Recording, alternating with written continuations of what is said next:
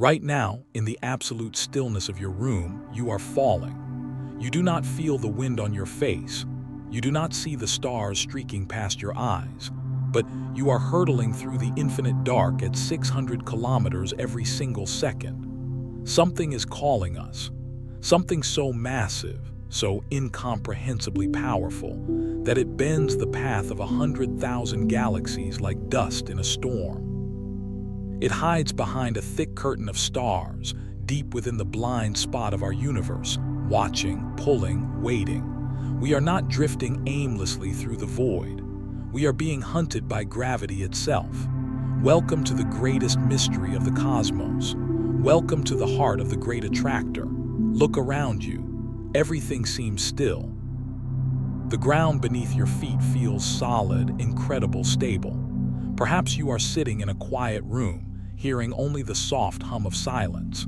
It is an illusion, a comforting lie told by our limited senses. In reality, nothing is still. We are hurtling through the infinite void at incomprehensible speeds. Right now, at this very second, the Earth is spinning on its axis at roughly 460 meters per second. Simultaneously, our planet is orbiting the Sun at a staggering speed of nearly 30 kilometers per second. Yet, even this velocity is merely a fraction of the true cosmic dance. Our entire solar system, the Sun and all its planets, are captive to the immense gravitational heart of the Milky Way galaxy. We are orbiting the galactic center at approximately 230 kilometers per second. It takes unimaginable eons, roughly 230 million years, for us to complete just one single lap around our galaxy. But the journey does not end there. For decades, astronomers believed that this was the sum of our motion. They believed the expansion of the universe, discovered by Edwin Hubble, was the dominant force pushing all galaxies apart from one another uniformly. According to this model, every galaxy should be receding from us, and we from them, in a predictable, orderly expansion driving into the cold future. But as our telescopes grew more powerful, gazing deeper into the ancient light of the cosmos, we noticed something peculiar, something terrifyingly wrong with the calculations. There was a deviation, a ghost in the machine of the cosmos. In the late 1970s and throughout the 1980s, astronomers began measuring the precise movements of galaxies in our cosmic neighborhood. They analyzed the redshift of their light to determine their velocity relative to the general expansion of the universe. What they found shattered the simple model of uniform expansion. Galaxies were not just drifting apart, they were flowing. Like debris caught in a celestial river, thousands upon thousands of galaxies, spanning millions of light years across, were all moving in the same direction. They were being pulled. Our Milky Way, our neighbor Andromeda, and the entire Virgo cluster of galaxies were all caught in this massive gravitational current. We were not just drifting aimlessly. We were being dragged with immense force towards a specific point in the southern sky. We were moving towards the constellations of Hydra and Centaurus at an extra speed of 600 kilometers per second, over and above all our other orbital velocities. This was a staggering revelation. To move such vast structures, to pull entire clusters of galaxies containing trillions of stars and unimaginable amounts of dark matter, required a gravitational source of incomprehensible power.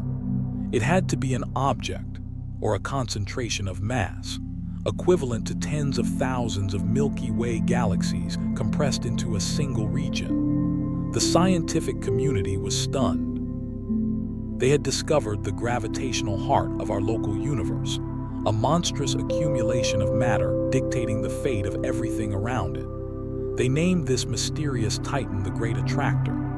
The sheer scale of this anomaly is almost impossible for the human mind to grasp. Its gravitational influence stretches across hundreds of millions of light years, bending the fabric of spacetime itself, forcing entire superclusters of galaxies to bow to its will. It is a cosmic drain, sucking in everything in its vicinity with relentless patience. But here is the true horror, the ultimate cosmic irony that defines our existence. We can feel its grip.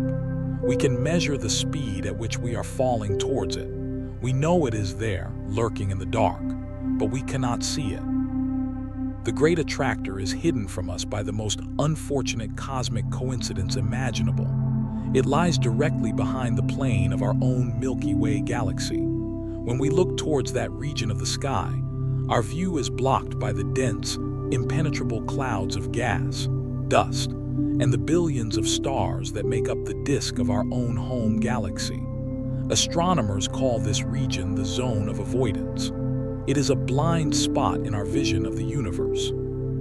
The most powerful object in our immediate cosmos, the thing that is currently dictating our trajectory through the void, is hidden behind a curtain of our own making. For decades, the nature of the Great Attractor remained a complete mystery, a terrifying question mark in the dark. Was it a supermassive black hole of impossible proportions? Was it an entirely new type of cosmic structure unknown to science? Or was it simply the densest knot of galaxies ever observed, shrouded in dust?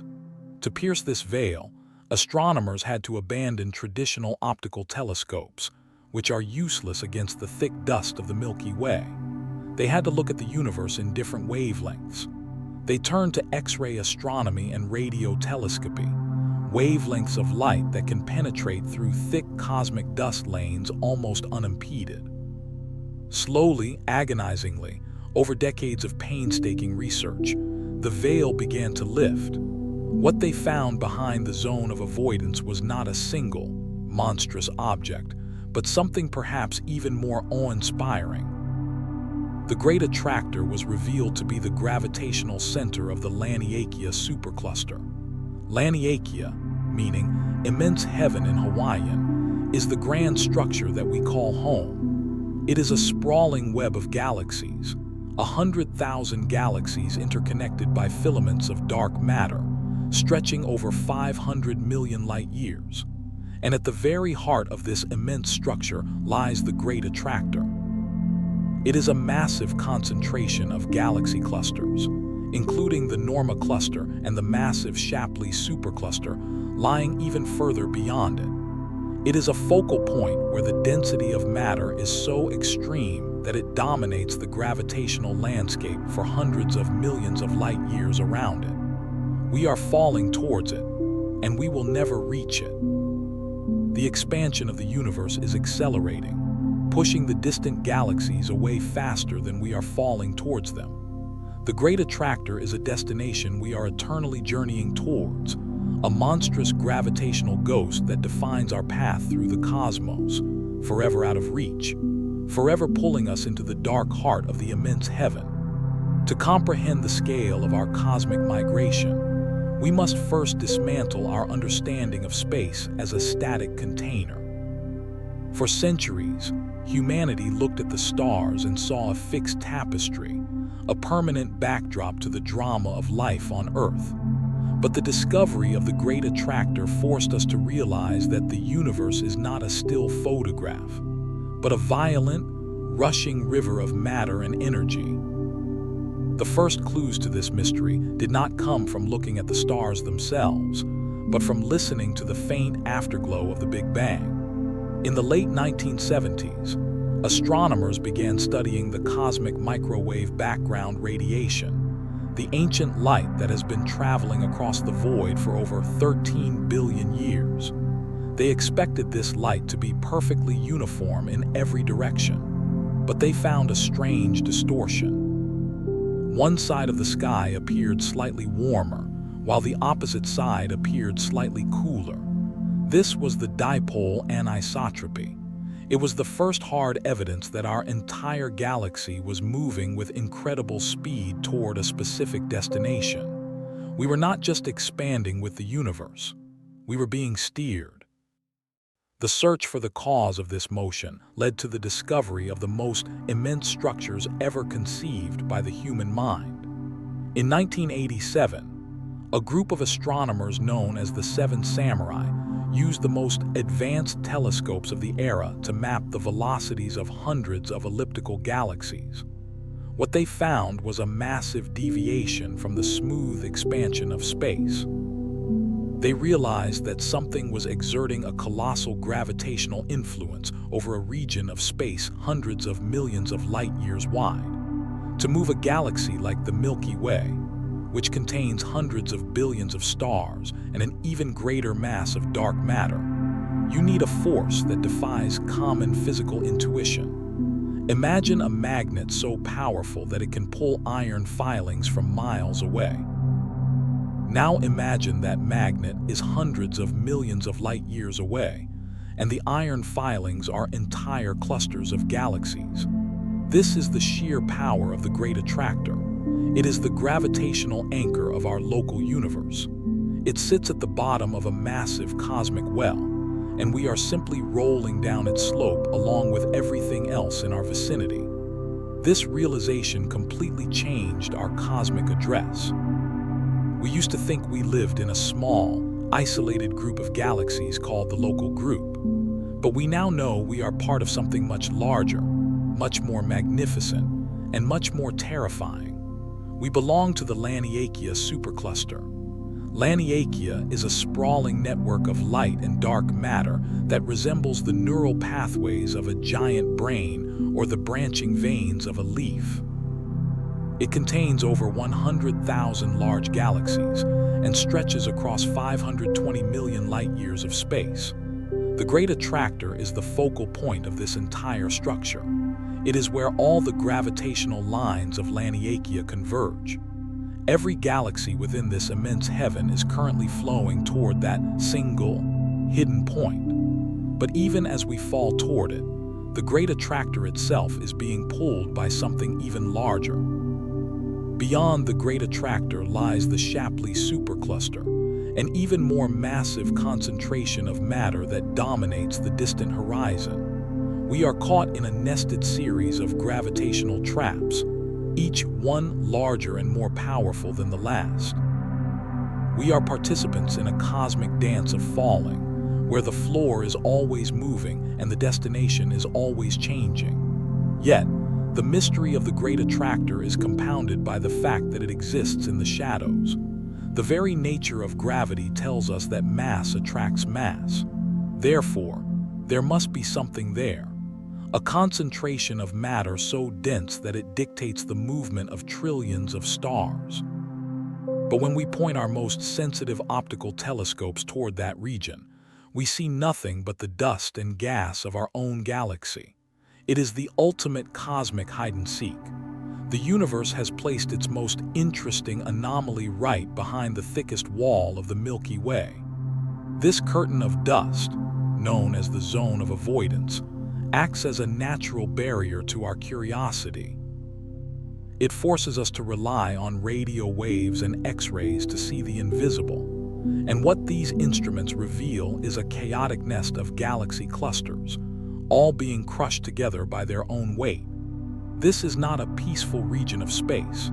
It is a graveyard of galaxies, a place where the density of matter is so high that the laws of expansion are almost nullified by the sheer force of attraction. We are watching the architecture of the universe being built in real time, and we are the materials being pulled into the foundation. We live in a universe defined by a titanic struggle between two opposing forces.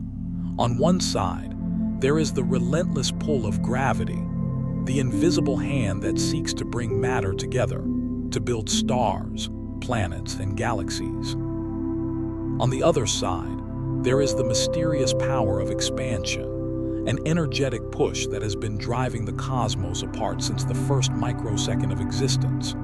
The Great Attractor is the ultimate champion of gravity in our local realm. It is the king of its domain, commanding every scrap of matter within hundreds of millions of light years to fall toward its hidden throne. But even a king can be defeated by the very fabric of reality itself. As we hurtle toward this gravitational monster at 600 kilometers per second, the space between us and our destination is growing. It is stretching faster than we can travel. This is the grand cosmic irony of our journey. We are falling into a pit that is moving away from us. The discovery of dark energy at the end of the 20th century added a new layer of complexity to the mystery of the Great Attractor. We learned that the expansion of the universe is not slowing down under the weight of all its matter, but is instead accelerating. The void between galaxy superclusters is being pumped with a repulsive energy that forces them apart with ever-increasing violence. While the Great Attractor is powerful enough to hold the Laniakea Supercluster together for now, it is losing the long-term war. In the distant future, the expansion will become so powerful that it will overcome the gravitational grip of even the most massive structures. The cosmic filaments that connect us to the Norma cluster and the Shapley supercluster will eventually snap. The Great Attractor will be left behind in the dark, a lonely titan ruling over a dwindling kingdom of light. We are living in a unique window of time where these massive structures are still visible, still tangible in their influence. To understand the magnitude of what we are witnessing, we must look at the dark flow. This is a controversial and mind-bending theory that suggests the Great Attractor is merely the beginning. Some astronomers believe they have detected a motion that spans even further than our local supercluster. They see clusters of galaxies moving toward the edge of the observable universe at speeds that cannot be explained by any known mass within our horizon. This suggests that there are structures beyond the cosmic light set, giant concentrations of matter existing in regions of space we can never see. It is as if the universe is leaking. It is as if something outside our visible bubble is pulling on the fabric of our reality. The Great Attractor might simply be a local eddy in a much larger, much more terrifying cosmic current. We are like leaves on the surface of a vast ocean, thinking we understand the ripples around us while a massive, deep-sea current is carrying us toward an edge we cannot conceive. This brings us to the ultimate question. What is at the center of the Great Attractor? If we could clear away the dust of the Milky Way, if we could stand at its gravitational heart, what would we see? We would likely see the ultimate urban center of the cosmos, a place where galaxies are not lonely islands, but are crowded together in a dense, violent dance of collisions and mergers.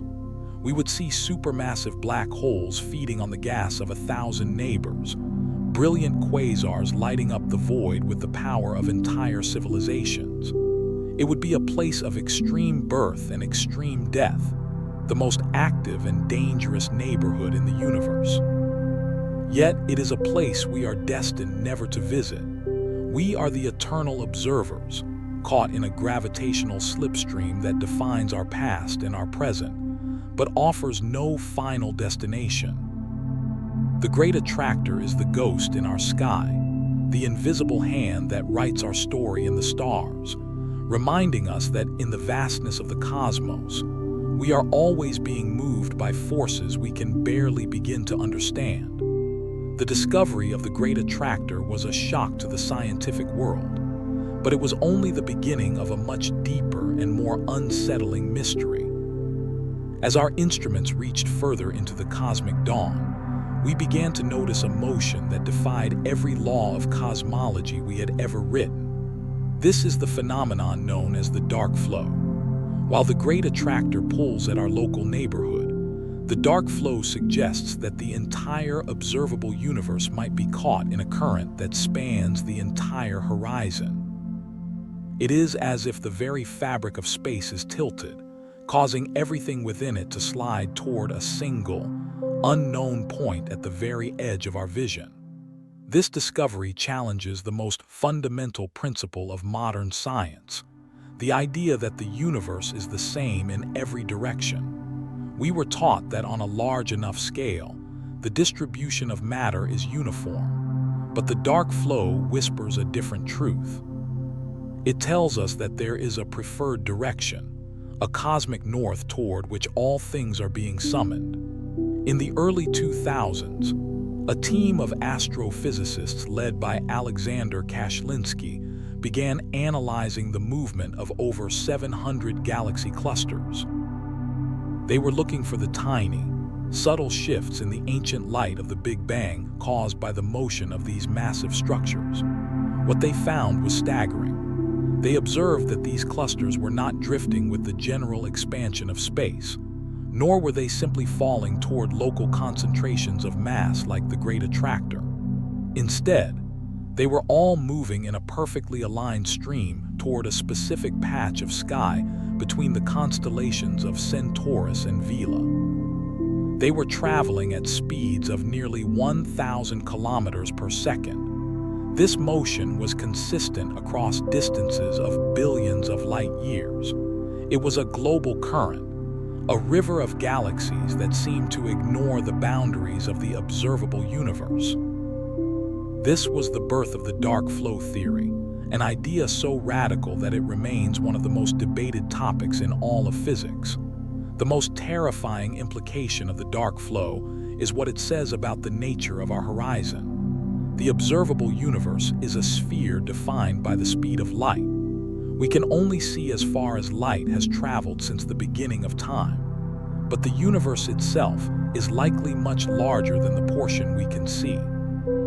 The dark flow suggests that there are structures existing outside our cosmic bubble, objects so massive and so dense that their gravitational fingers can reach across the boundary of the observable world and pull on the matter within. It is as if we are living in a small room and feeling a powerful draft coming from under a locked door. We cannot see what is on the other side, but the motion of the air tells us that a vast and powerful storm is raging in the hallway. This suggests that our entire reality is being influenced by a meta-universe that lies forever beyond our reach. We are experiencing the gravitational ghost of a world we can never touch. If the dark flow is real, it means that the Copernican principle, which states that we do not occupy a special place in the universe, might be incomplete. It suggests that we are part of a specific, directed flow toward a cosmic anomaly of unimaginable proportions. Some theorists suggest that this flow could be the result of our universe interacting with another universe shortly after the Big Bang. It could be a scar on the fabric of spacetime, a permanent memory of a collision between different dimensions. Others suggest that it is the result of a massive concentration of matter that formed in the very first moments of existence, a primordial giant that grew so large it now sits outside our visible horizon, pulling everything toward its darkness. Whatever the cause, the dark flow reminds us of our profound isolation. We are trapped within our light cone, watching the galaxies around us disappear into a void we can never explore, driven by a force we can never name. As we continue to fall through the dark, the Great Attractor and the dark flow stand as silent sentinels of the unknown. They represent the limits of our knowledge and the vastness of our ignorance. They remind us that the universe is not a clockwork machine that can be easily understood with a few simple equations. It is a wild, living, and breathing entity filled with invisible monsters and hidden currents. We are the Voyagers on this cosmic river, trying to map the ripples while the current carries us toward the edge of the world. Our journey through the science of the unseen is a journey toward the very heart of mystery itself. It is a testament to the human spirit that we continue to look into the dark, seeking the source of the pull. Even when we know that the answers may lie in a realm we are destined never to reach. To find the true source of the pull, we must journey into the deepest shadows of the zone of avoidance, where light itself struggles to escape the crowded graveyard of stars. For decades, the Great Attractor was treated as a singular anomaly, a ghost in our equations that had no face. But as we began to pierce the veil using X-ray and radio observations, the ghost began to take on a terrifyingly physical form. we discovered that the Great Attractor is not a single object like a black hole or a star, but a massive concentration of galaxy clusters so dense that it defies our understanding of cosmic organization. At its very core lies the Norma cluster, a sprawling city of galaxies located roughly 220 million light-years away. This cluster is a chaotic arena of cosmic violence, where hundreds of massive galaxies are being crushed together by their mutual attraction. It is the gravitational anchor that holds our local corner of the universe in place. But the Norma cluster is merely the tip of a much larger, much more sinister iceberg. As we look even further behind the Norma cluster, we find the true power behind the throne, the Shapley Supercluster. Named after the astronomer Harlow Shapley, who first glimpsed its massive scale in the 1930s, this is the largest concentration of matter in the observable universe. It contains thousands upon thousands of galaxies, concentrated into a region of space so small that its gravitational pull dominates everything within a billion light-years. This is the engine of the Great Attractor. The Norma cluster acts as a local focal point, but it is the Shapley Supercluster that provides the ultimate long-range pull that sets our entire supercluster in motion. We are living in a universe that is not a flat, empty desert, but a landscape of deep valleys and towering mountains of matter. We are currently rolling down the steepest slope in our cosmic neighborhood, heading toward a destination that represents the ultimate density of existence. The sheer density of the Shapley Supercluster is a reminder of how gravity can overcome the expansion of the universe in specific, localized regions. While the rest of the cosmos is flying apart, these great attractors are busy pulling things together, creating massive urban centers of light and dark matter. In these regions, the laws of the universe feel different. Time and space are warped by the presence of so much mass. Galaxies here do not drift peacefully. They collide, they merge, and their central black holes grow to monstrous proportions as they feast on the debris of their neighbors. If we could look out from a planet inside the heart of the Shapley Supercluster, the night sky would not be dark. It would be ablaze with the light of 1,000 nearby galaxies, creating a cosmic skyline that would be both beautiful and terrifying. It would be a place of constant activity, a region where the history of the universe is being rewritten every second by the sheer force of attraction. This brings us to a profound realization about our place in the web. We often think of ourselves as existing in a vast, empty void, but we are actually part of a massive, interconnected structure. The filaments of the cosmic web are the highways of the universe, and the Great Attractor is the ultimate terminal. Every atom in your body, every star in our galaxy, and every galaxy in our local group is part of this grand migration. We are the travelers on a road we did not build, moving toward a destination we can never reach. The Great Attractor is the silent conductor of this cosmic symphony, ensuring that every note and every movement is aligned with the laws of gravity. It reminds us that even in the infinite vastness of space, there is order, there is a path, and there is a force that is always pulling us home into the heart of the web, where the story of the universe first began and where it will eventually find its most complex and crowded expression. How do you weigh a ghost? How do you measure the mass of a monster that hides behind a curtain of impenetrable dust? The discovery of the Shapley Supercluster and the immense structures forming the Great Attractor presented a paradox that threatened to break our understanding of physics. When astronomers counted the stars and galaxies in these massive clusters, when they added up all the light emitted by every sun and every glowing cloud of gas, the numbers did not make sense. There was simply not enough visible matter to generate the terrifying gravitational pull that was dragging our galaxy across the void at 600 kilometers per second. According to the visible evidence, These clusters should have flown apart billions of years ago, flung into the void by their own internal velocities. Yet they held together. Something else was there. Something massive, invisible, and utterly dominant. To see the unseen, scientists had to rely on a phenomenon first predicted by Albert Einstein in his theory of general relativity. He proposed that gravity does not just pull on physical objects. It pulls on the very fabric of space-time itself. When a massive object, like a cluster of thousands of galaxies, sits in space, it creates a deep dent in the cosmic mattress. When light from a more distant source travels past this dent, it does not travel in a straight line. It follows the curve of the warped space. The massive object acts like a giant, imperfect glass lens. It bends, distorts, and magnifies the light coming from behind it. This is called gravitational lensing. By observing how the light from distant background galaxies is twisted into long arcs and rings around clusters like Norma and Shapley, astronomers can calculate exactly how much gravity is present. They can map the shape of the invisible mountain that is bending the light.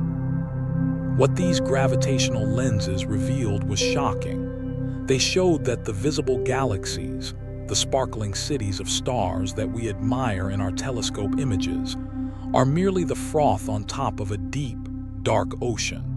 The vast majority of the mass in the Great Attractor, and indeed in the entire universe, is not made of atoms.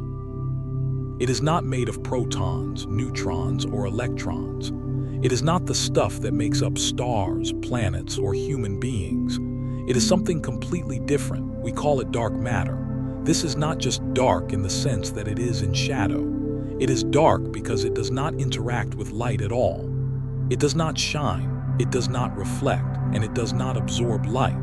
It passes through normal matter as if it were not even there. Millions of dark matter particles are likely streaming through your body right now without hitting a single atom. The only way we know it exists is through its immense gravity. We now know that dark matter forms the invisible scaffolding of the cosmos. Immediately after the Big Bang, slight irregularities in the distribution of this mysterious substance began to grow under gravity. These clumps of dark matter grew larger and denser over billions of years, forming a vast, three-dimensional web of filaments stretching across the universe. The ordinary matter, the gas that would eventually form stars and galaxies, was attracted to the strongest gravitational wells in this dark web. Like water flowing into valleys, normal matter pooled in the densest knots of dark matter. The Great Attractor, the Shapley Supercluster, and the sprawling Laniakea network are essentially gigantic concentrations of dark matter that have trapped enough ordinary gas to light up and become visible. We are falling toward these structures not because of the stars we can see, but because of the oceans of invisible particles in which those stars are swimming. This realization fundamentally changes our perception of reality. When we look up at the night sky, we are seeing only about 15% of the mass in the universe. The rest, the remaining 85%, is hidden from us. We live in a universe dominated by the unknown. The Great Attractor is not just a collection of galaxies hidden by dust. It is a monstrous knot in the dark matter web, a place where the invisible skeleton of the universe is thickest. We are being pulled by a ghost that makes up the majority of existence. We are trapped in the gravitational current of a substance we cannot see, touch, or understand in a laboratory. We are strangers in our own home, living on a small island of visible light surrounded by a boundless sea of dark reality. The true face of the Attractor is not made of starlight. It is made of the deepest form of darkness. To understand the sheer power of the Great Attractor, we must look into the very eyes of the monsters that reside at its heart. Every galaxy caught in this cosmic river, including our own, carries a secret at its core, a point of infinite density, a region where the laws of physics as we know them crumble into nothingness, a supermassive black hole.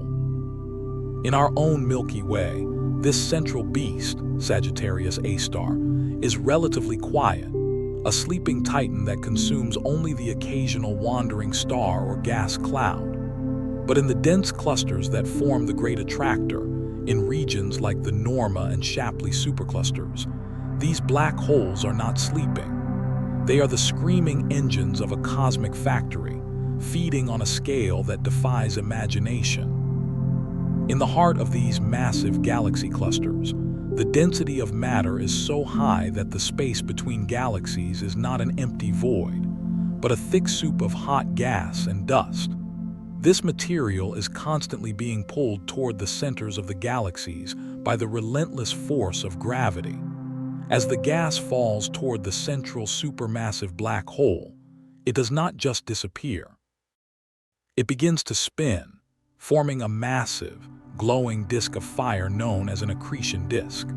The friction and gravitational forces within this disk are so intense that the gas is heated to millions of degrees, causing it to glow with a light so bright that it can be seen from across the entire observable universe. These are the Quasars, the most powerful beacons in the cosmos. They are the visible evidence of the invisible hunger of black holes. In the center of the Great Attractor, thousands of these monsters are feeding simultaneously, turning the region into a chaotic and brilliant arena of energy. But these black holes do not just consume matter. They also shape the destiny of the galaxies that host them. As they feed, they release massive amounts of energy back into space in the form of powerful jets of radiation and particles. These jets can be millions of light years long, stretching far beyond the boundaries of the galaxy itself. They act as cosmic gardeners, heating up the surrounding gas and preventing it from cooling down to form new stars. In this way, the supermassive black hole regulates the growth of its galaxy. It is a delicate and violent balance between creation and destruction. In the heart of the Great Attractor, this balance is pushed to its absolute limit. Galaxies here are being stripped of their gas by the intense gravitational pull of the cluster itself, a process known as ram pressure stripping. This leaves the galaxies dead, unable to produce new stars, doomed to remain as ghostly remnants of their former glory. The interaction between these black holes and the Great Attractor creates an environment of supreme cosmic horror. Imagine a place where thousands of galaxies are colliding, their central black holes merging in events that send ripples through the very fabric of space-time. These are gravitational waves, the silent screams of the universe. When two supermassive black holes collide, they release more energy in a single second than all the stars in the universe combined. This is the true sound of the Great Attractor. It is a chorus of merging titans, a symphony of destruction that builds the foundation of the largest structures in existence. Matter is crushed, light is bent, and time itself becomes a fluid concept in the presence of such overwhelming power. We are falling toward this graveyard of titans at 600 kilometers per second. Every second that passes brings us closer to a region where gravity is king and light is a prisoner. While we will likely never reach the heart of the Great Attractor due to the expansion of the universe, its influence is written in the very stars of our sky. It reminds us that we are part of a cycle of existence that is much larger and much more ancient than our tiny planet. We are the observers of a drama that has been playing out for billions of years, a story of falling, feeding, and merging that defines the architecture of reality. The black hearts of the Attractor are the ultimate witnesses to this truth. They are the silent sentinels that wait in the dark, knowing that eventually, gravity always wins. To truly understand the force that pulls us, we must first look at the regions that push us away. The architecture of the universe is not just built from mountains of matter like the Great Attractor or the Shapley Supercluster. It is also defined by its terrifyingly vast deserts. These are the cosmic voids, immense regions of space where the density of matter is so low that they are effectively empty. While the Great Attractor acts as a gravitational magnet, these voids act as cosmic repellers. They do not push us with a physical force, but rather their lack of gravity allows the surrounding massive structures to pull everything away from them. We are caught in a cosmic tug-of-war between the crowded cities of galaxies and the infinite silence of the nothingness. The most famous and terrifying of these is the Boötes Void, often called the Great Nothing. The Boötes Void is a sphere of darkness so large that it defies the imagination. It is approximately 330 million light-years in diameter. To put this into perspective, if our Milky Way galaxy were at the center of the Boötes Void, we would not have discovered other galaxies until the 1960s. The night sky would be an absolute, pitch-black abyss, broken only by the stars within our own galaxy. There would be no Andromeda, no distant spirals, no flickering lights of other island universes. It is a place where gravity has lost the battle against expansion. In the early universe, small fluctuations in density meant that some regions had slightly less matter than others.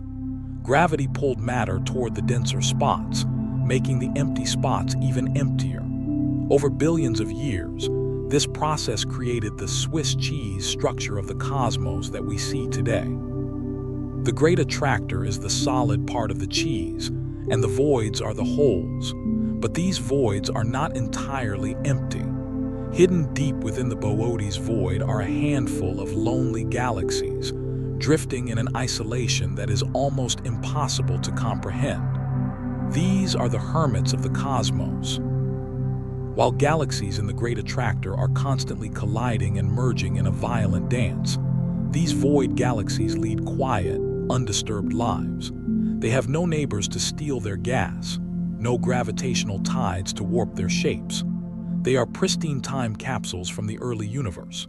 However, their isolation is also their death sentence. Without the inflow of gas from the surrounding cosmic web, these galaxies eventually run out of fuel to create new stars. They slowly fade into the darkness, becoming ghostly remnants in the middle of a desert that stretches for millions of light years in every direction. They remind us that in the universe, density is life and isolation is silence. The relationship between the Great Attractor and these voids is what creates the dark flow and our own local motion. We are being pushed out of the local voids and pulled toward the local superclusters. It is a coordinated migration driven by the fundamental imbalance of the cosmos. Imagine the universe as a vast landscape of hills and valleys. The voids are the high peaks of potential energy, and the Great Attractor is the deepest valley floor. Everything in the universe is naturally rolling down the slopes, fleeing the emptiness and seeking the crowd. This flow is what shapes the large-scale structure of reality. It is why galaxies are organized into long, thin filaments and dense knots, rather than being scattered randomly like grains of sand. The voids carve the space, and the attractors fill it. As we journey deeper into the science of the unseen, we realize that the nothingness is just as important as the somethingness. The Great Attractor would have no power without the voids to define its boundaries. The pull we feel is amplified by the push from the empty spaces behind us. It is a dualistic existence, a dance between the light of a trillion suns and the absolute cold of the cosmic deserts. We are the travelers in between, caught in the current that flows from the heart of the void to the heart of the web. Every second that passes, we move further away from the silence and closer to the chaotic brilliance of the attractor. It is a journey from the desert to the city, a cosmic migration that has no end and no return. The voids remind us that even in a universe filled with stars, the dominant theme is often the silence that lies in between. When we look at the universe on its largest possible scale, we see that it is not a collection of random islands drifting in a void. It is a masterpiece of architecture, a vast and intricate structure known as the cosmic web. This is the grand design of reality. Imagine a giant, three-dimensional spider web made of light and shadow, stretching across billions of light years.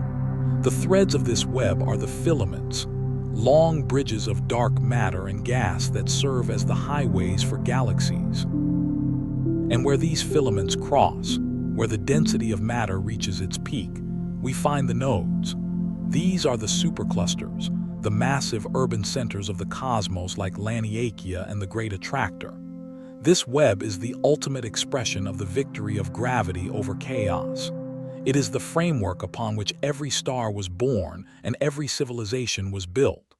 But this magnificent structure is not permanent. It is a temporary bridge built across an expanding ocean. For billions of years, the cosmic web has been the dominant feature of the universe. It was formed in the early moments after the Big Bang, when tiny ripples in the density of the primordial soup were amplified by gravity. Over eons, matter flowed along the dark matter filaments, pooling in the nodes and lighting up the darkness.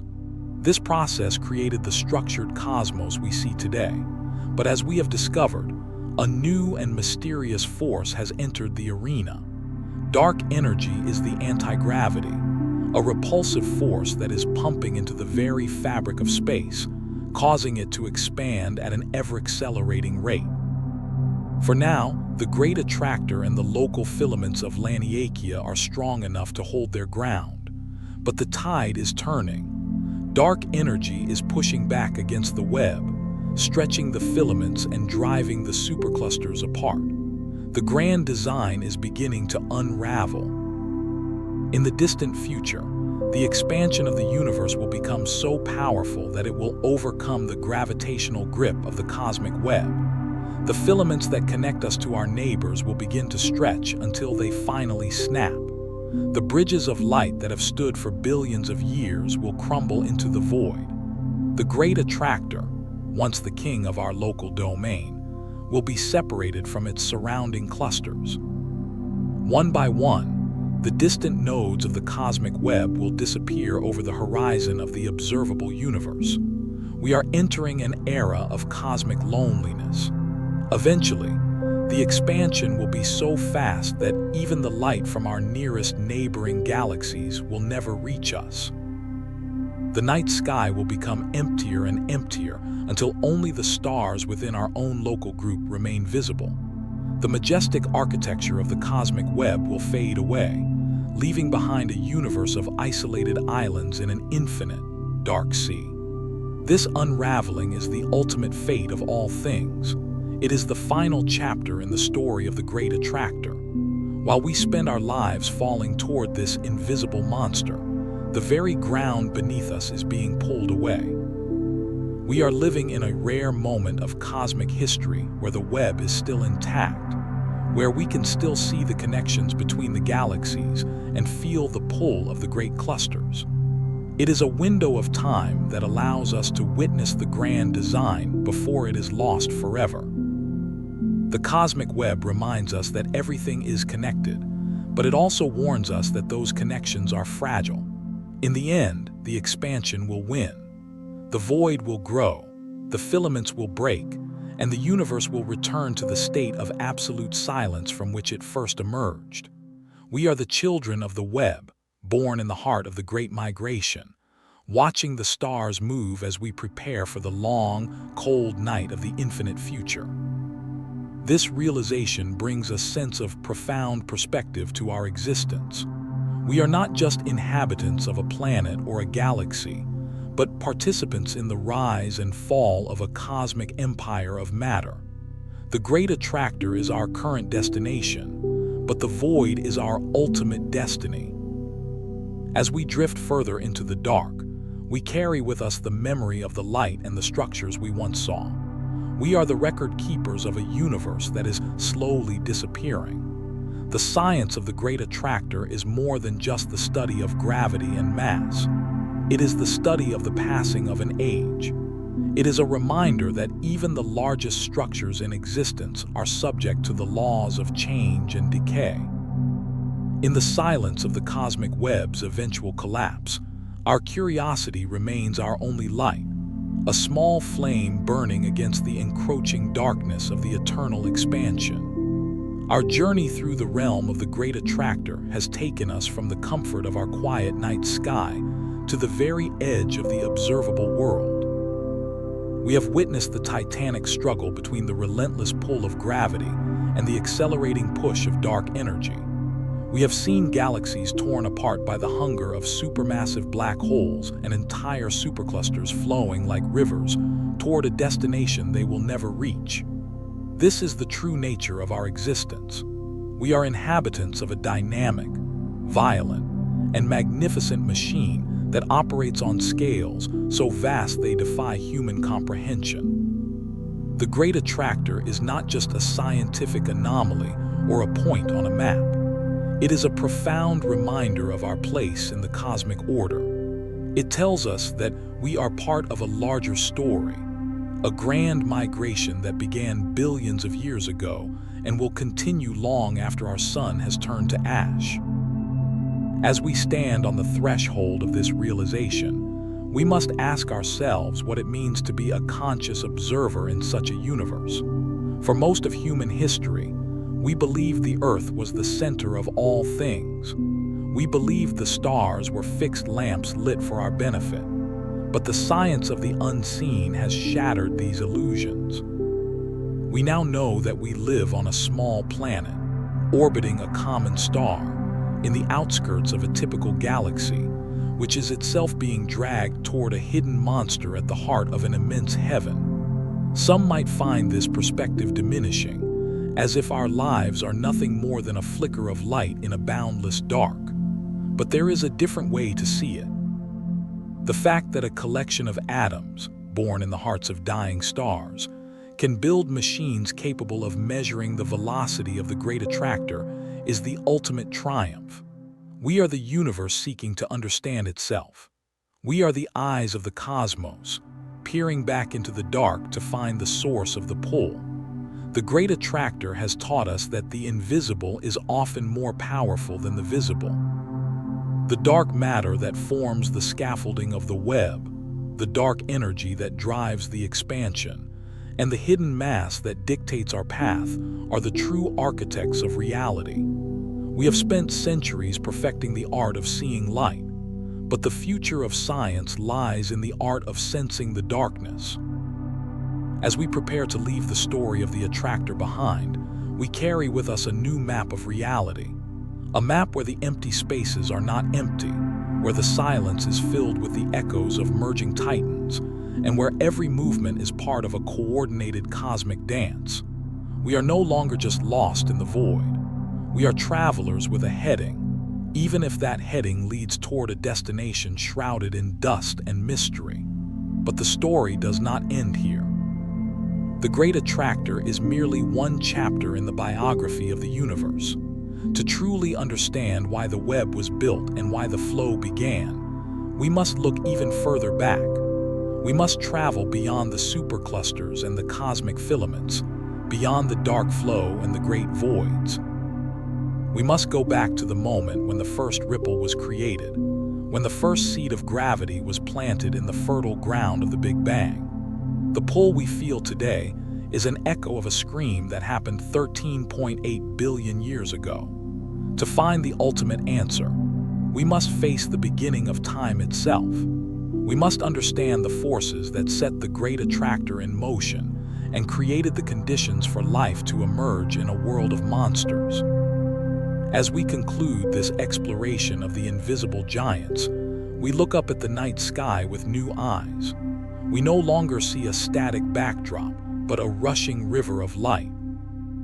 We know that Andromeda is falling toward us, that we are falling toward the Norma cluster, and that everything we see is being summoned by a power we are only beginning to name. The Great Attractor remains there, behind the veil of the Milky Way, a silent guardian of the cosmic secrets. It reminds us that there will always be more to discover, more to see, and more to understand. The journey through the infinite is just beginning, and the next horizon is calling.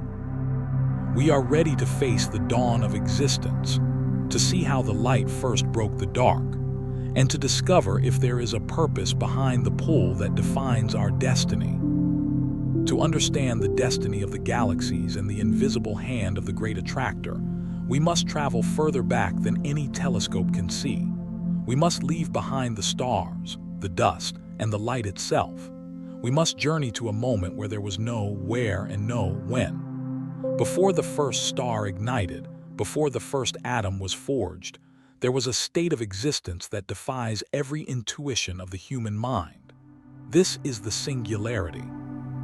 Imagine every galaxy in the observable universe, every supermassive black hole, every grain of cosmic dust, and every wave of energy compressed into a space smaller than a single subatomic particle.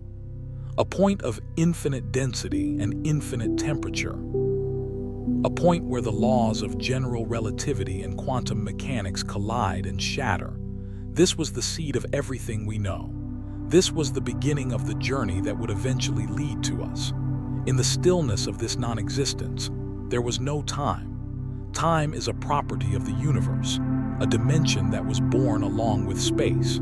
To ask what happened before the Big Bang is like asking what is north of the North Pole. It is a question that our language is not equipped to handle. Yet, within this tiny, silent seed, the potential for everything was already written. The gravity that pulls us toward the Great Attractor today was already there, latent and coiled like a spring.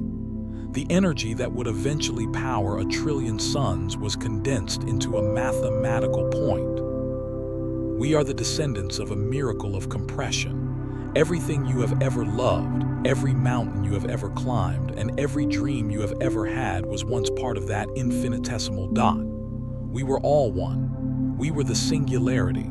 Then, in a fraction of a second so small that it cannot be measured by any clock, the stillness was broken.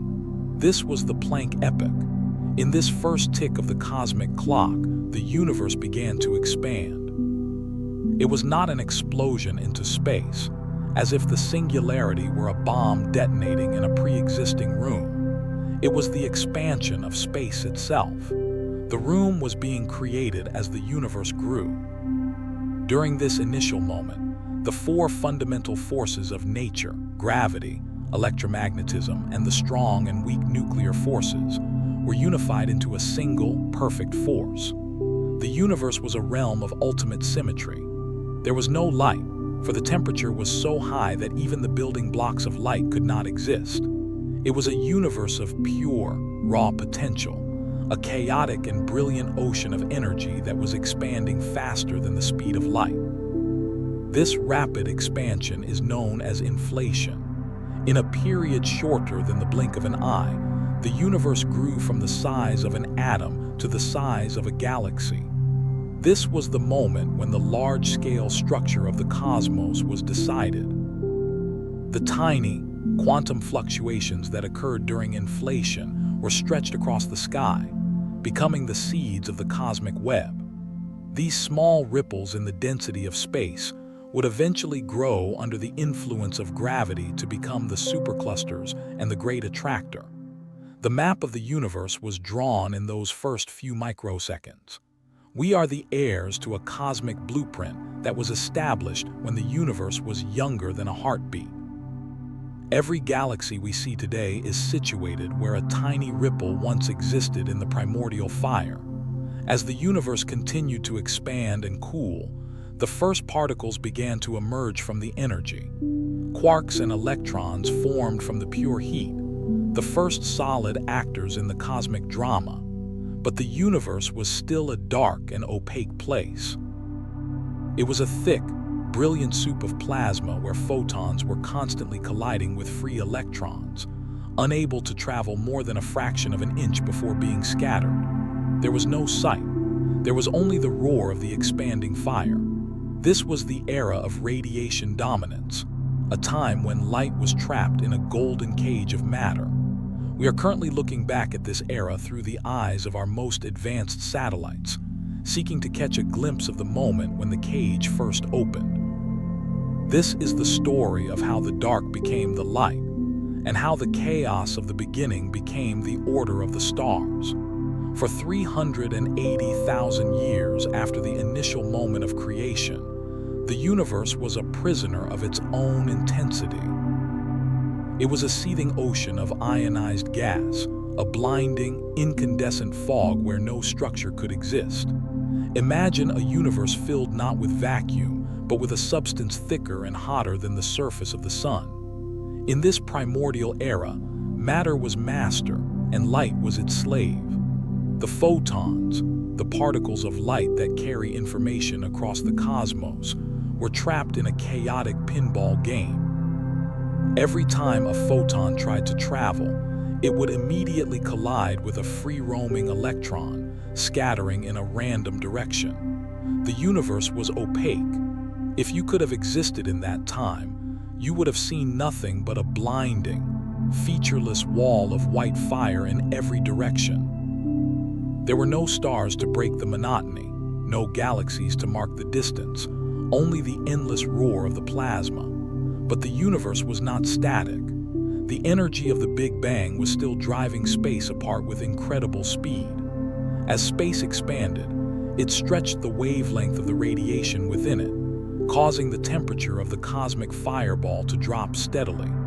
It was a slow, agonizing cooling process that lasted for countless millennia.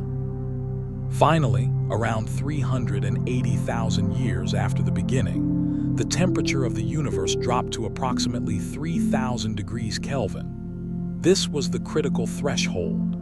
It was cool enough for the frenetic dance of the particles to slow down. The negatively charged electrons, which had been zooming wildly through the plasma, slowed down just enough to be captured by the positively charged protons. In a cosmic event known as recombination, the first stable, neutral hydrogen atoms were born. The great fog began to lift. This was the moment of liberation. With the free electrons now locked away inside neutral atoms, they could no longer scatter the light. The photons, which had been trapped for an eternity, suddenly found themselves in a transparent universe.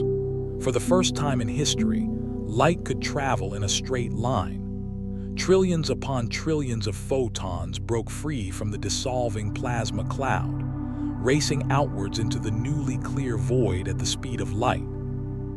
This event is known as the decoupling, the moment when matter and light went their separate ways. The image we generated represents this exact fraction of a second, the fiery, opaque plasma ball cracking open, releasing brilliant beams of blue-white light that would eventually illuminate the deepest corners of reality. The universe had opened its eyes. That ancient light, that very first flash that broke free from the primordial soup, is still traveling today. It has been journeying across the void for 13.8 billion years. As it traveled, the space through which it moved continued to expand, stretching the light waves longer and longer. What started as searingly hot, high-energy visible light has been stretched by the expansion of the cosmos into cold, low-energy microwaves. This is the cosmic microwave background radiation. It is the afterglow of the Big Bang, a faint whisper of heat that fills every cubic centimeter of the universe. It is the oldest light we can ever see, a wall of fire that marks the absolute edge of the observable universe. When scientists point their radio telescopes at the sky and map this ancient light, they are not looking at stars or galaxies. They are looking at the surface of last scattering, the exact moment when the universe became transparent. It is a baby picture of the cosmos, taken when it was just an infant. And within this picture lie the seeds of everything that exists today. The cosmic microwave background is not perfectly uniform. There are tiny, almost imperceptible fluctuations in its temperature. Some spots are slightly hotter, some slightly colder. These minuscule differences represent areas where the primordial matter was slightly denser than its surroundings. These tiny clumps of gas, revealed in the first light, were the gravitational seeds that would eventually grow over billions of years to become the massive galaxies, the sprawling superclusters, and the terrifying giants like the Great Attractor that we see today. The blueprint of the cosmic web was hidden in the first light, waiting for gravity to do its work. The echoes of the first light had finally faded into the long wavelengths of the infrared, and the universe fell into a profound and absolute silence. This was the beginning of the cosmic dark ages, an era that lasted for hundreds of millions of years. Imagine a cosmos where space is no longer a blinding fire, but an endless, pitch-black abyss. There were no stars to pierce the gloom, no galaxies to illuminate the distance, and no planets to witness the void. The universe was filled with a cold, invisible sea of neutral hydrogen and helium gas, drifting aimlessly through the expanding darkness. If you could have stood in the middle of this era, you would have been surrounded by total and crushing blackness in every direction. It was a time of gestation, a period where the universe held its breath, waiting for the next great act of creation to begin. During these dark millennia, the only force that mattered was gravity. While the visible matter was just a thin mist of gas, the invisible scaffolding of the universe, the dark matter, was already hard at work. In the previous era, the tiny fluctuations in density recorded in the cosmic microwave background had established the blueprint. Now, in the silence of the Dark Ages, gravity began to pull on these subtle irregularities. Clumps of dark matter began to grow larger and denser, forming massive gravitational wells. These invisible structures acted as the first containers of reality, slowly attracting the surrounding hydrogen gas into their depths. It was a slow and agonizing process. The gas would fall into these dark matter halos, heating up as it was compressed by the increasing pressure. This was the birth of the first structures, the foundations of the cosmic web that we see today. The Dark Ages were not truly empty, but they were invisible to our eyes. The only signal from this era is a faint and elusive radio wave known as the 21-centimeter line, produced by the rare flips in the spin of hydrogen atoms. This is the ghost signal of the primordial cosmos, the only way we can see into the heart of the darkness. Astronomers today are building massive radio telescopes in the most remote corners of the Earth, and even on the far side of the Moon, just to catch a whisper of this ancient radiation. They are seeking to map the distribution of the hydrogen gas during this era, to see how the first clumps of matter were organized before the first stars turned on their lights. This is the ultimate frontier of cosmology, the period where the missing links of our history are hidden. As the Dark Ages progressed, the density within the dark matter wells reached a breaking point.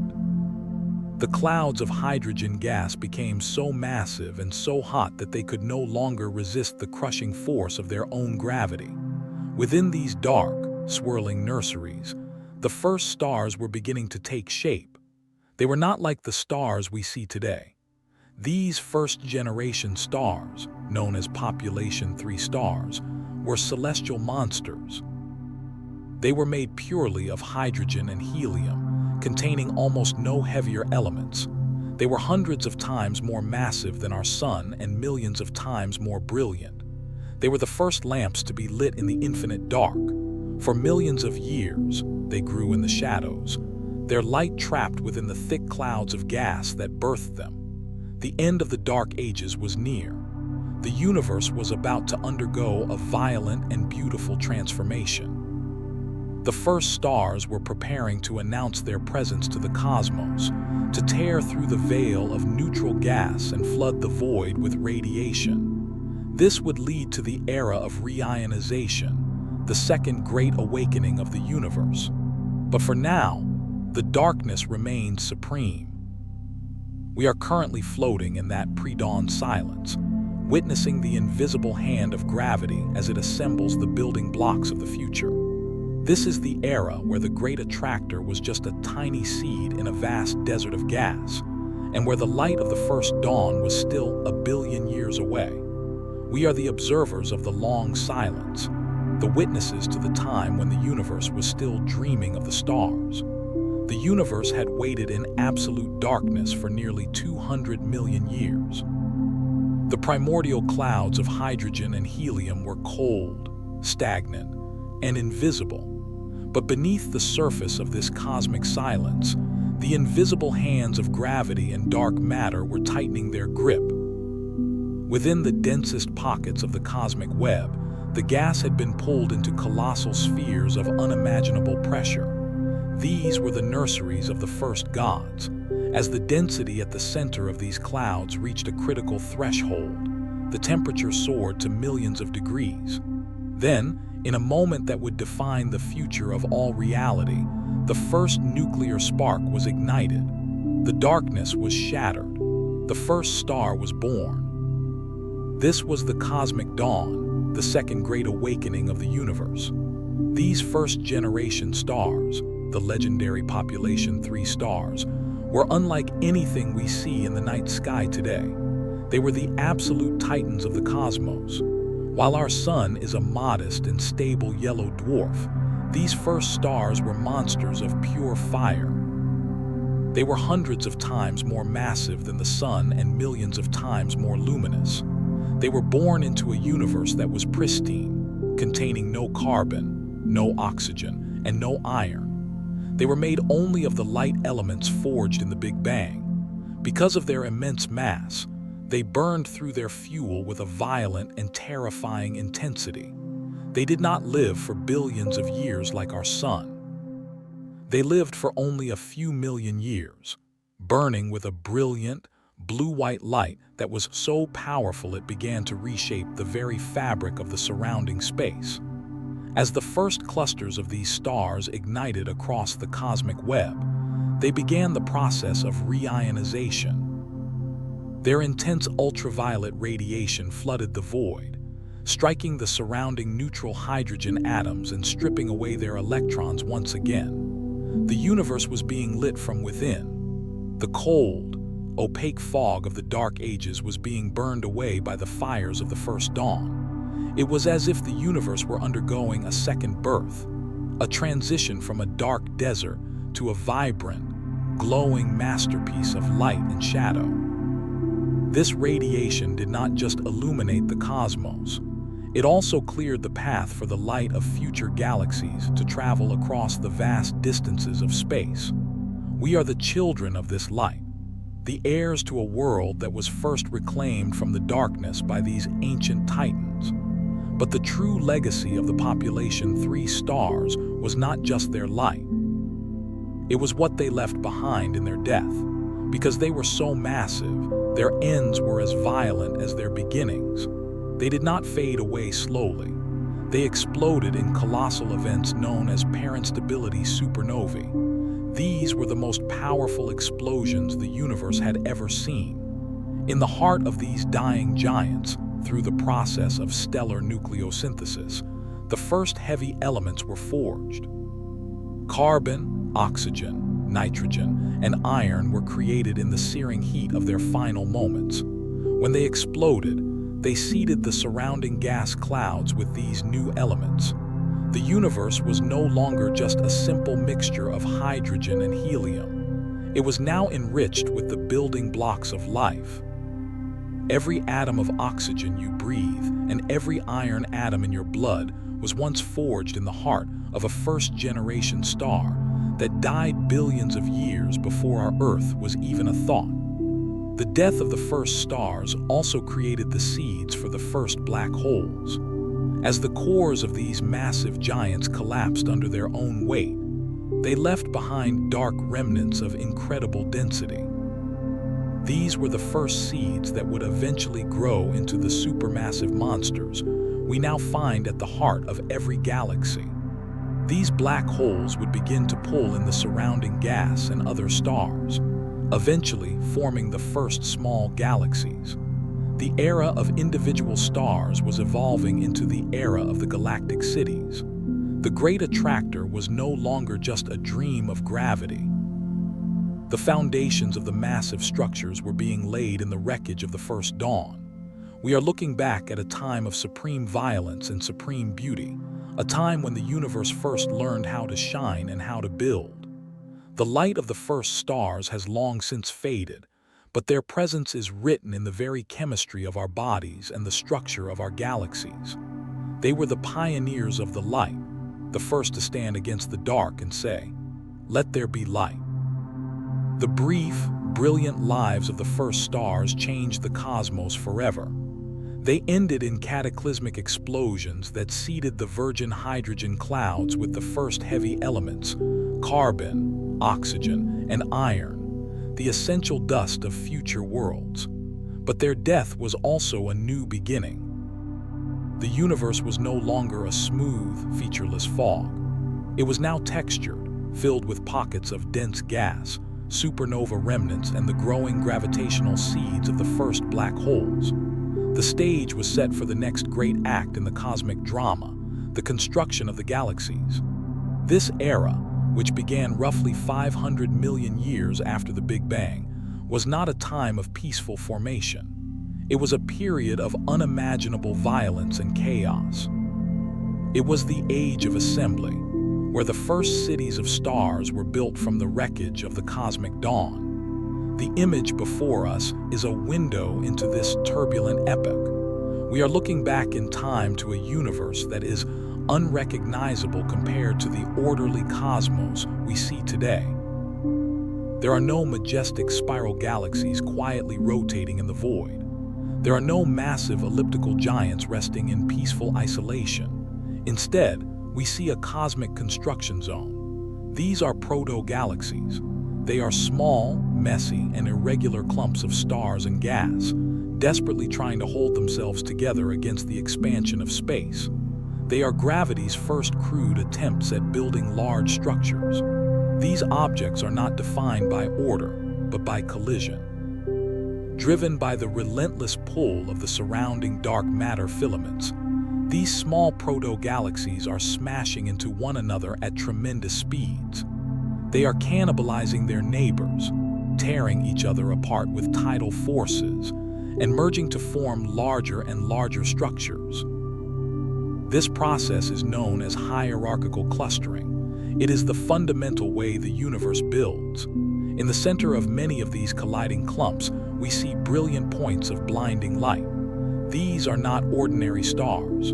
They are quasars, the newborn supermassive black holes that formed from the collapse of the first stellar giants. In this early, dense universe, these black holes are feeding with a ferocious appetite. They are gorging on the abundant gas that is being funneled towards them by the constant galactic collisions. As this gas spirals into the black hole's maw, it is heated to incredible temperatures, shining with a brilliance that can outshine the entire galaxy that hosts it.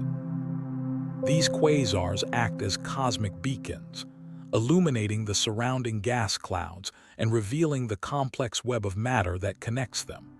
They are the screaming engines of the infant universe, the violent hearts of the galaxies in their most active phase of growth. The colors in this image tell the story of chemical evolution. The intense blue-white light comes from vast nurseries of newly formed stars.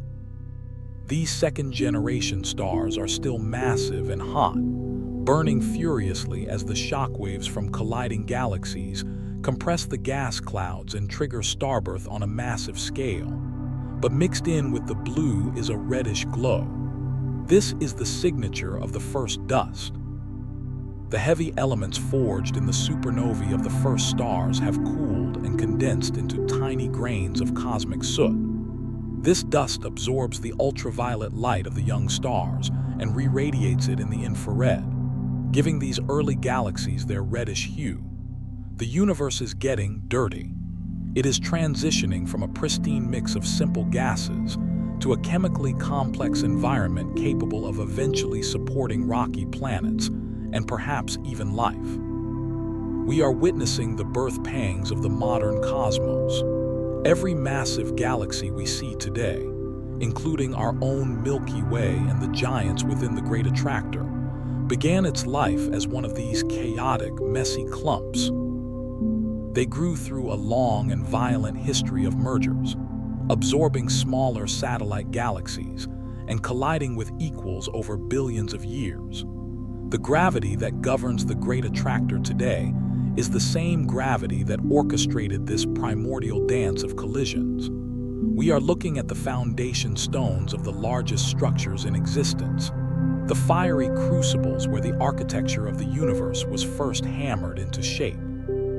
The age of violent assembly was slowly giving way to a new era of cosmic refinement. The chaotic clumps of proto-galaxies, which had spent hundreds of millions of years smashing into one another in a frantic dance of destruction, were finally beginning to find their rhythm. This was the dawn of galactic order, a transition from a universe of collisions to a universe of rotation.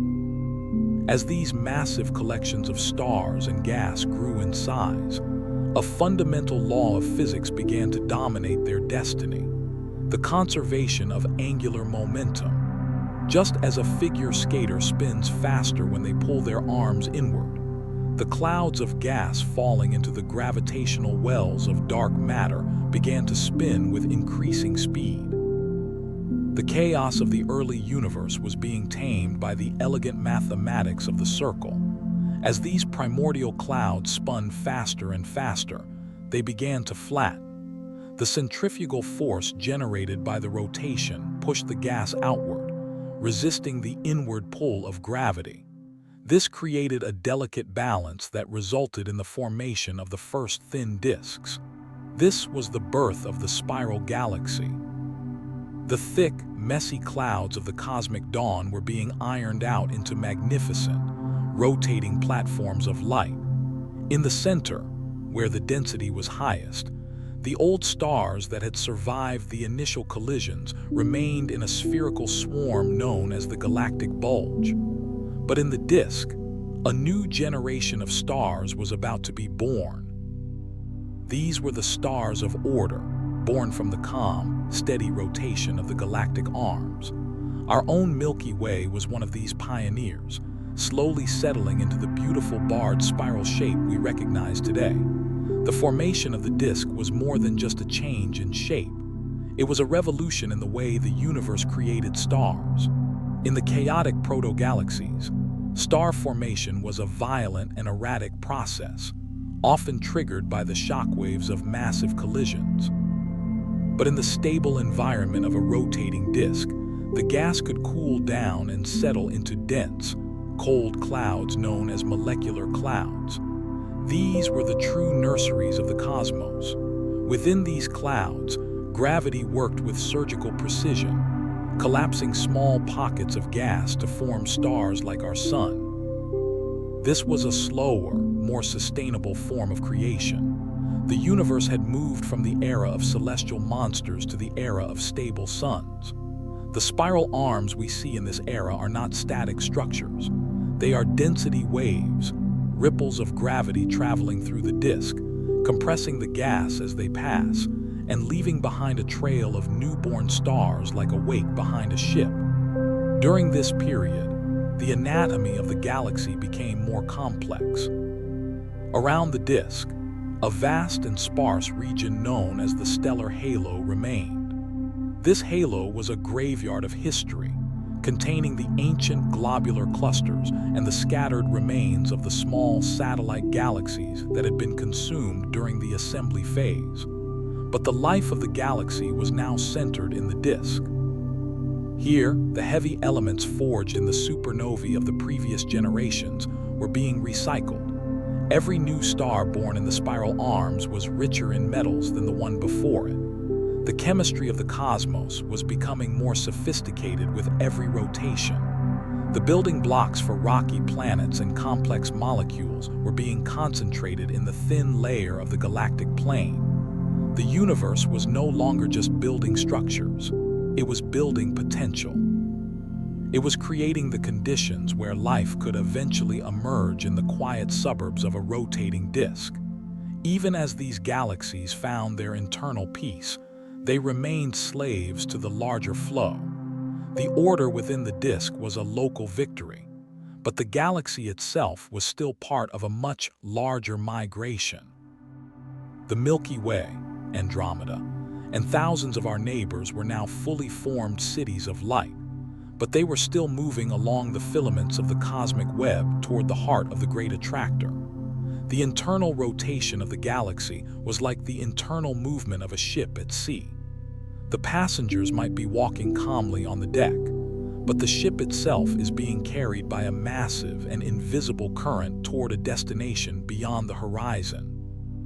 We are the inhabitants of one such ship, born in the quiet disk of a spiral galaxy, protected by the order of our rotation, while we are being dragged at incredible speeds toward the mysterious gravitational heart of the Laniakea Supercluster. The birth of galactic order gave us a home, but it did not change our destiny. While the spiral arms of galaxies like our Milky Way seem to rotate in a peaceful dance, their hearts often hide a terrifying secret.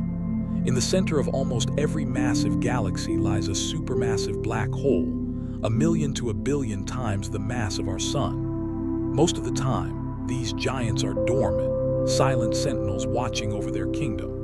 But when a galaxy is young, or when a fresh supply of gas and stars is funneled toward the center by a collision, the monster wakes up. This is the birth of an active galactic nucleus, or AGN. And when this process reaches its absolute peak of violence and brilliance, it becomes a quasar. These are the screaming cores of the early universe, objects so powerful that a single one can outshine an entire galaxy of 100 billion stars. They are the ultimate engines of the cosmos, turning raw matter into pure, blinding radiation. The anatomy of a quasar is a masterpiece of extreme physics. It is not the black hole itself that shines, for light cannot escape its event horizon. The brilliance comes from the accretion disk, a swirling vortex of gas and dust orbiting the black hole at nearly the speed of light.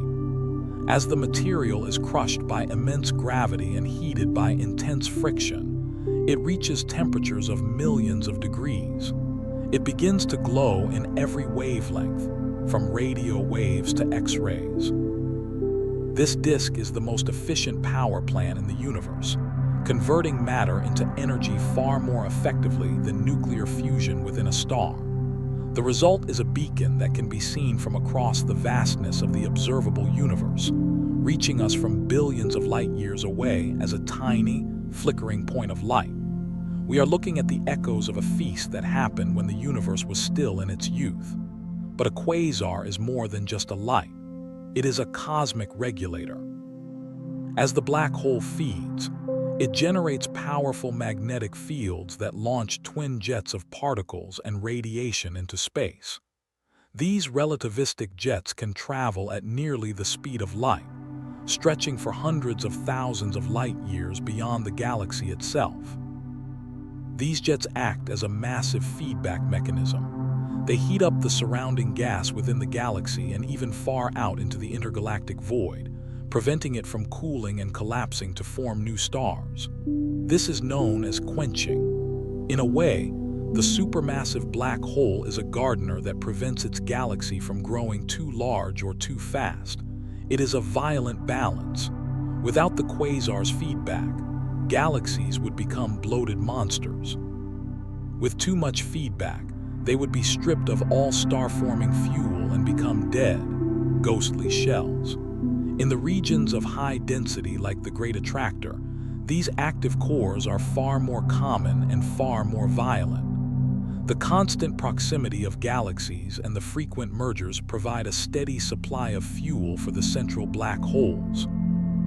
When we look toward the heart of the Laniakea Supercluster, we are looking at a graveyard filled with these former beacons. Many of the giant elliptical galaxies we see today are the survivors of ancient quasar phases. Their centers are now quiet, their fuel exhausted, but the energy they released billions of years ago shaped the very structure of the cosmic web. The Quasars were the architects of the galactic cities, using their light and their fury to carve out the space where stars could safely reside. They were the first lights of the dark universe, brilliant and brief, defining the era when the cosmos was at its most energetic and most dangerous. We are the observers of this ancient power. When we detect a quasar with our radio telescopes, we are feeling the pulse of a long-dead era. We are seeing the extreme limits of what matter can do under the influence of gravity. The supermassive black holes at the centers of galaxies are the anchors of our reality, the silent engines that drive the flow of matter through the web. They remind us that even the most beautiful galaxy is built around a point of absolute darkness. The spiral arms we call home are merely the quiet suburbs of a city that once screamed with the light of 1,000 suns. We live in the calm after the storm, protected by the silence of our own central black hole, while we continue our journey through a universe built by the fury of the quasars. The solitary galaxy is an illusion. While we often view our Milky Way as a lonely island universe drifting in the void, it is actually a single resident of a much larger and more complex urban center. As we move deeper into the structure of the cosmos, we leave behind the individual stars and the rotating disks to witness the formation of the largest gravitationally bound objects in existence, galaxy clusters. These are the great metropolises of the universe, massive collections of hundreds or even thousands of galaxies held together by the relentless grip of dark matter and gravity. If a galaxy is a city of stars, then a cluster is a nation of galaxies, spanning millions of light years and containing trillions of suns. This is where the true scale of the cosmic web becomes visible. In the heart of a galaxy cluster, the environment is far more extreme than the quiet suburbs where our solar system resides. The space between the galaxies is not empty. It is filled with a ghostly, incredibly thin gas known as the intracluster medium. This gas is so hot, millions of degrees, that it does not emit visible light, but instead glows brilliantly in X-rays. It is a searing ocean of plasma that contains more mass than all the stars in all the galaxies within the cluster combined. Within this hot soup, galaxies do not drift peacefully. They are constantly being tugged and reshaped by the immense tidal forces of their neighbors. Many galaxies here are stripped of their life-giving gas as they plunge through the cluster at thousands of kilometers per second, leaving them as barren, red remnants of their former selves. As these clusters grow, they become the nodes of the cosmic web.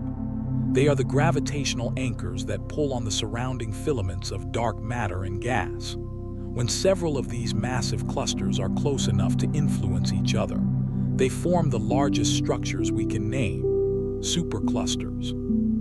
This is the domain of Laniakea, our home supercluster. Imagine a vast, glowing network of 100,000 galaxies stretching across 500 million light years. Within this structure, every movement is coordinated by the Great Attractor. The supercluster is not a solid object, but a flow, a cosmic watershed where galaxies move like water droplets along the invisible contours of gravity. We are currently traveling along one of these celestial rivers, heading toward the densest knots of the network where the most massive clusters reside. The colors in our cinematic watercolor visual capture the immense energy of these regions. The deep violet and electric blue represent the high-energy X-ray emission of the hot gas, while the glowing golden threads represent the concentrated light of billions of stars caught in the gravitational web. This is the architecture of the infinite. Every point of light is a galaxy, and every galaxy is a home to billions of possibilities. Yet on this scale, individual lives and even entire solar systems disappear into the grand tapestry of the cluster. We are witnessing the universe in its most organized and most crowded state, a place where the history of billions of years is compressed into a single, monumental structure. The clusters and superclusters remind us that gravity is a builder of empires. It does not stop at the edge of a galaxy. It continues to reach out, connecting distant worlds and forging alliances across the abyss. As we look toward the Great Attractor, we are looking at the ultimate gathering place, a destination where the rivers of galaxies meet and where the density of the universe reaches its terrifying peak. We are part of this grand migration, a small group of stars caught in a current that spans 500 million light years. The cosmic Metropolis is our true home, a vast and brilliant city that we are only just beginning to map. As we continue our fall toward the center, we realize that the universe is not just a collection of objects, but a living, breathing network of connections that defines everything we know. The silence of the intergalactic void is a deceptive mask for a reality of supreme violence. While the stars within a galaxy move in their orderly orbits, the galaxies themselves are caught in a relentless game of cosmic bumper cars. As we have seen in the Great Attractor and the massive clusters of Laniakea, galaxies do not exist in isolation. They are social entities, constantly tugging at their neighbors with the invisible fingers of gravity. When two galaxies find themselves drawn too close to one another, they begin a slow and beautiful dance of destruction that will last for hundreds of millions of years. This is the phenomenon of galactic collision, a process that reshapes the architecture of the universe and determines the ultimate fate of every star system caught in the crossfire. The term collision is somewhat of a misnomer when applied to galaxies. Despite the billions of stars within them, galaxies are mostly empty space. If the sun were the size of a ping-pong ball in New York City, the nearest star would be another ball in Chicago. When two galaxies collide, the individual stars almost never hit one another. Instead, they pass through each other like ghostly swarms of fireflies. However, the gas and dust clouds between the stars tell a different story. These massive clouds smash into each other with incredible force, creating shockwaves that compress the gas and trigger a massive explosion of starbirth known as a starburst. In an instant of cosmic time, thousands of brilliant blue stars are born, lighting up the wreckage of the collision with a fierce and temporary glow. The collision is not a car crash, but a magnificent and violent transformation. As the galaxies merge, gravity performs a brutal surgery on their shapes. The once perfect spiral arms are torn away by tidal forces, stretching out into long, glowing bridges of stars and gas known as tidal tails. These structures can span hundreds of thousands of light years, reaching out into the dark as if the galaxies were desperately trying to hold onto the space they once occupied. Over time, the two galaxies lose their individual identities. Their central black holes begin to orbit one another, eventually merging in a cataclysmic event that sends ripples through space-time. What remains is often a giant elliptical galaxy, a featureless, golden swarm of old stars that has consumed its neighbors to become a silent monument to the violence of the past. This is galactic cannibalism, the process by which the largest residents of the Great Attractor have grown to their monstrous proportions. Our own home is not immune to this fate. Even now, the Milky Way is a cannibal. We are currently consuming several small satellite galaxies, stripping them of their stars and gas to fuel our own growth. But a much larger encounter is on the horizon. The Andromeda Galaxy, our massive neighbor, is currently hurtling toward us at over 100 kilometers per second. In about 4 billion years, our two homes will begin their final dance. The sky will be filled with the distorted light of a trillion suns, as the spiral arms of both galaxies are shredded by gravity. Eventually, The Milky Way and Andromeda will merge to form a single, massive elliptical galaxy nicknamed Milkomeda. Our Sun may be flung into a new orbit in the distant outskirts of this new giant, witnessing the end of the galactic order we have known for billions of years. This cycle of collision and cannibalism is the engine of galactic evolution. It is how the universe recycles its matter and refreshes its star-forming potential. The massive clusters at the heart of the Laniakea Supercluster are the ultimate feeding grounds, places where the largest galaxies have reached their size by devouring hundreds of smaller companions. Every giant elliptical galaxy we see is a graveyard of former spirals, a collection of stolen stars and merged histories. As we fall toward the Great Attractor, we are moving toward a region where these collisions are constant and inevitable. We are participants in a grand and violent restructuring of reality, a journey where the price of growth is the destruction of the old, and where the light of 1,000 new stars is born from the ruins of the past. We have witnessed the awesome power of gravity. It built the stars, constructed the galaxies, orchestrated the violent collisions, and assembled the massive superclusters like Laniakea that now dominate our local universe. Looking at the Great Attractor, one might assume that gravity is the undisputed master of the cosmos, a force destined to pull everything together into one final, crunching singularity. But gravity is not the only player on this stage. It has a rival, a mysterious, invisible counterforce that emerged from the vacuum of space itself billions of years ago. This is dark energy. While gravity is the architect that seeks to build, dark energy is the destroyer that seeks to tear apart. We are living in the middle of a cosmic tug-of-war between these two titans, a battle for the very soul of reality. For the first half of the universe's history, gravity was winning. The expansion started by the Big Bang was slowing down as the mutual attraction of all matter acted as a cosmic brake. It was during this era that the great structures, the cosmic web and the superclusters, were forged. But about 5 billion years ago, something changed. The density of matter dropped below a critical threshold, and the repulsive force of dark energy began to take over. Unlike gravity, which gets weaker as things get farther apart, dark energy is constant. It is a property of empty space. The more space there is, the more dark energy there is pushing it apart. The brakes were released, and the accelerator was slammed to the floor. The universe began to expand faster and faster. Our situation within the Great Attractor is a local anomaly in this accelerating universe.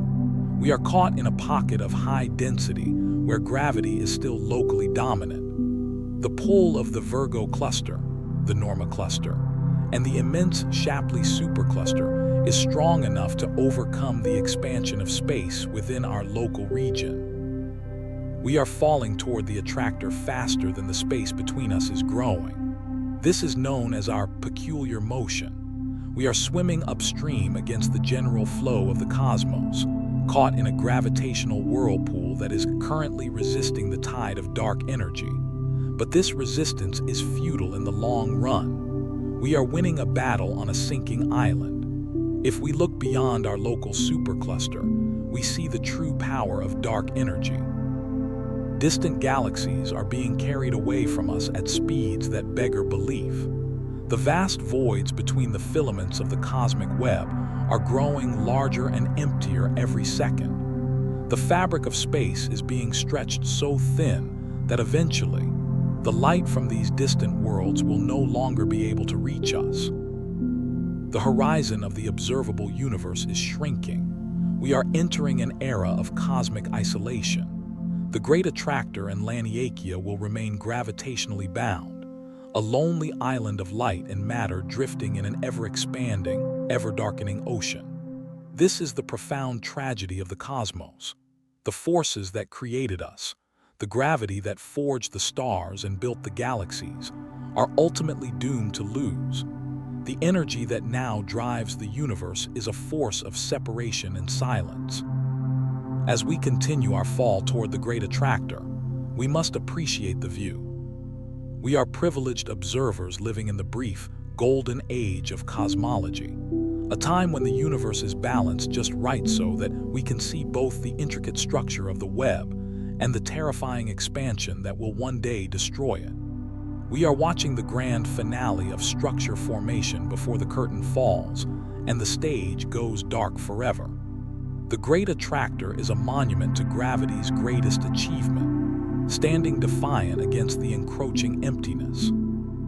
The grand architectural masterpiece of the cosmic web, which took billions of years to assemble, is now beginning to dissolve into the infinite night. For eons, gravity was the master of the heavens, pulling galaxies together and weaving the intricate threads of the Laniakea Supercluster. But as the expansion of the universe continues to accelerate under the relentless pressure of dark energy, the victory of structure is proving to be a temporary one. We are entering the era of the final unraveling, a period in the distant future where the very connections that define our reality will be snapped by the stretching of space-time itself. The Great Attractor, the mighty Norma cluster, and even our own local group are destined to become lonely islands in a boundless and ever-darkening ocean. This is the beginning of the end of the age of galaxies. As dark energy continues to pump more and more volume into the vacuum of space, the filaments of the cosmic web are being stretched beyond their breaking point. Imagine the great rivers of galaxies we have explored, the celestial currents that carry millions of stars toward the heart of the superclusters. In the far future, these rivers will run dry. The bridges of dark matter and gas that connect us to our neighbors will be pulled so thin that they simply disappear. One by one, the distant nodes of the cosmic web will be carried over the horizon of the observable universe. Because space is expanding faster than the speed of light, the light from other galaxy clusters will no longer be able to reach us. The sky will slowly empty. We will look out into the void and see nothing but an absolute, crushing blackness. The majestic architecture of the infinite is being erased by the hand of expansion. Within these isolated islands, the stars themselves are beginning to face their ultimate fate. The supply of fresh hydrogen gas is no longer being replenished by the cosmic web, for the bridges have been broken. Galaxies like the Milky Way will continue to recycle the matter they have left, but with every generation of stars, more and more matter is locked away in the cold corpses of white dwarfs, neutron stars, and black holes. The vibrant blue stars will be the first to go, followed by the steady yellow suns. Eventually, only the tiny, long-lived red dwarfs will remain, flickering like the last embers of a dying campfire. For trillions of years, these dim stars will be the only light in the universe, until even they consume the last of their fuel and fade into the shadows. The era of starlight is coming to a close. This is the state of the Big Freeze, or the heat death of the universe. It is a realm of maximum entropy, where energy has been spread so thin across the infinite void that no work can be performed and no life can exist. The temperature of the entire cosmos will drop to just a fraction of a degree above absolute zero. The supermassive black holes at the centers of galaxies will be the last remaining monuments of the past, growing to monstrous proportions as they swallow the cold remains of their stars. But even they are not immortal. Over unimaginable periods of time, these titans will slowly evaporate through Hawking radiation, releasing their mass back into the void in a final, ghostly whisper. When the last black hole disappears, the universe will be nothing but a sea of low-energy photons and particles, separated by distances so vast they will never interact again. The final silence is not a tragedy of violence, but a tragedy of distance. It is the ultimate expression of the second law of thermodynamics. the inevitable journey from order to chaos, and finally to absolute stillness. We are the children of the Middle Era, born in the brief moment of history when the lights were on and the connections were strong. As we watch the stars fade in our mind's eye, we realize the profound value of the present moment. The Great Attractor is our current anchor, a symbol of the unity that still exists in our corner of the cosmos. But the void is our ultimate destination. We are the Voyagers on a ship whose lights are slowly dimming, heading into a night that has no end. The story of the universe began in the brilliant fire of the singularity, and it will end in the infinite silence of the frozen dark. We have explored the vast structures of space, from the fiery birth of the first stars to the cold silence of the final expansion. But throughout this journey, we have been riding a current even more powerful than the Great Attractor. A current that flows in only one direction. This is the arrow of time. In the world of the very small, the laws of physics are often reversible. A single particle can move forward or backward in time without violating the equations of reality. But on the scale of the cosmos, the scale of galaxies and superclusters, time is a relentless one-way street. The Great Attractor is not just a destination in space, it is a marker in the unfolding history of the universe. To understand why we fall toward it, we must understand the fundamental law that dictates the direction of the flow: entropy. Entropy is the measure of disorder and randomness in a system. The second law of thermodynamics states that in any isolated system, entropy must always increase over time. This is the reason why a glass that falls and shatters will never spontaneously reassemble itself.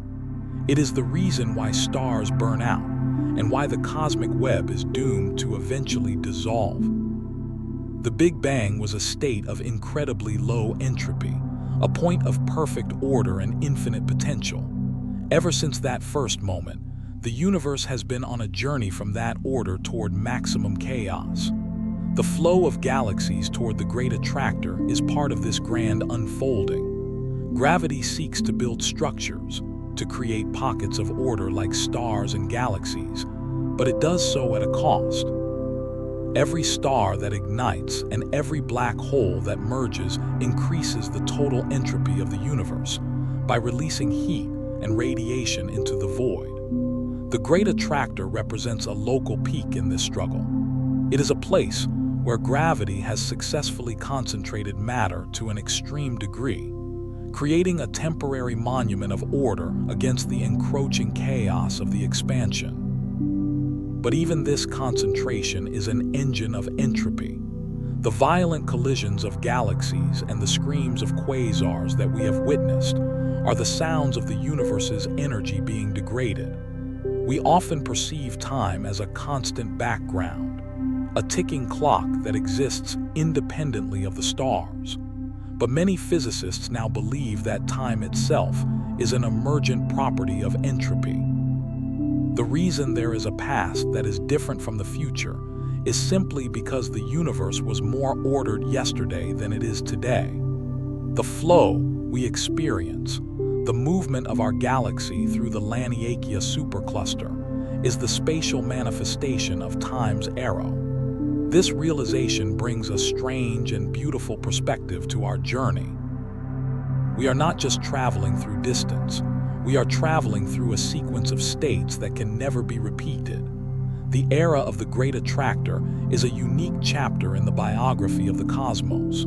There was a time before the superclusters formed, and there will be a time after they have vanished. We are living in the age of structure, a brief window where the increase of entropy has created enough complexity for life and consciousness to emerge. Our perception of time is tied to the very processes that are slowly destroying the universe. We think, we feel, and we observe because energy is flowing from the high-order states of the past to the low-order states of the future.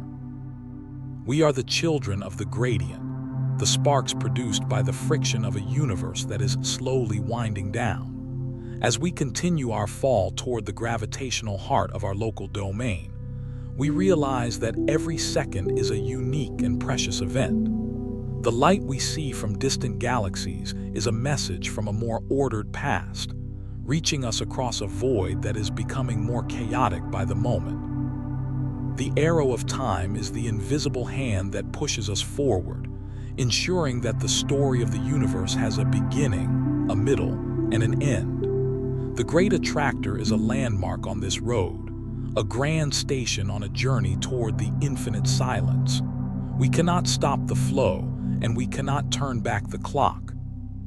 We can only observe and marvel at the intricate patterns that emerge as the energy of the Big Bang continues to dissipate into the dark. Our fall is not just a descent through space, but a passage through the greatest mystery of all, the relentless and beautiful unfolding of time. We have looked at the brilliant cities of light we call galaxies, and we have marveled at the immense power of the Great Attractor. But all the light we see, the billions of stars, the glowing nebulae, and the white-hot cores of quasars, is merely a dusting of snow on a much larger, darker mountain. To understand why the Milky Way does not fly apart as it hurtles through the Laniakea Supercluster, we must face a staggering truth. Every galaxy is encased in a colossal, invisible sphere of mystery.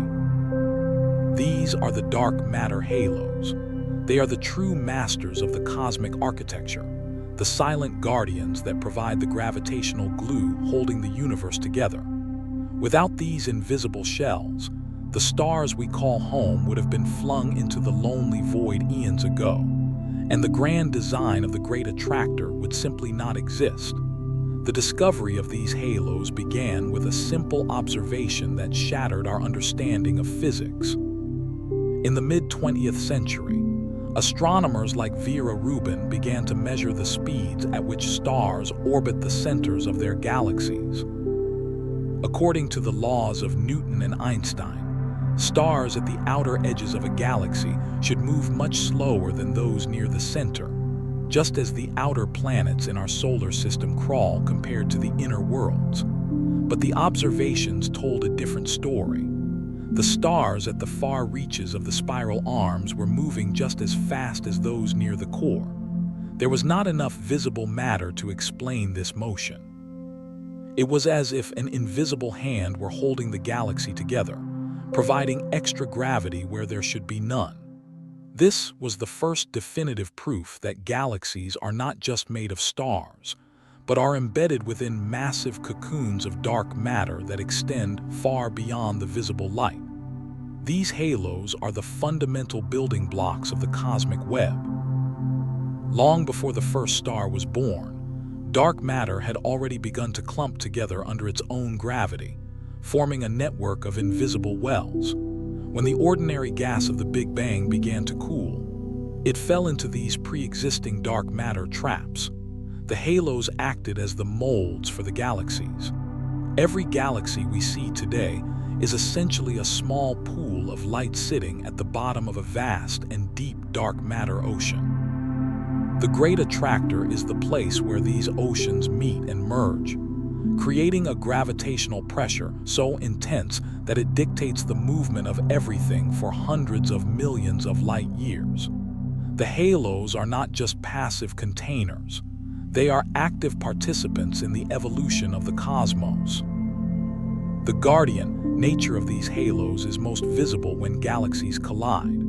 We have seen the violence of galactic cannibalism, but even in these chaotic mergers, the dark matter halos act as a stabilizing force.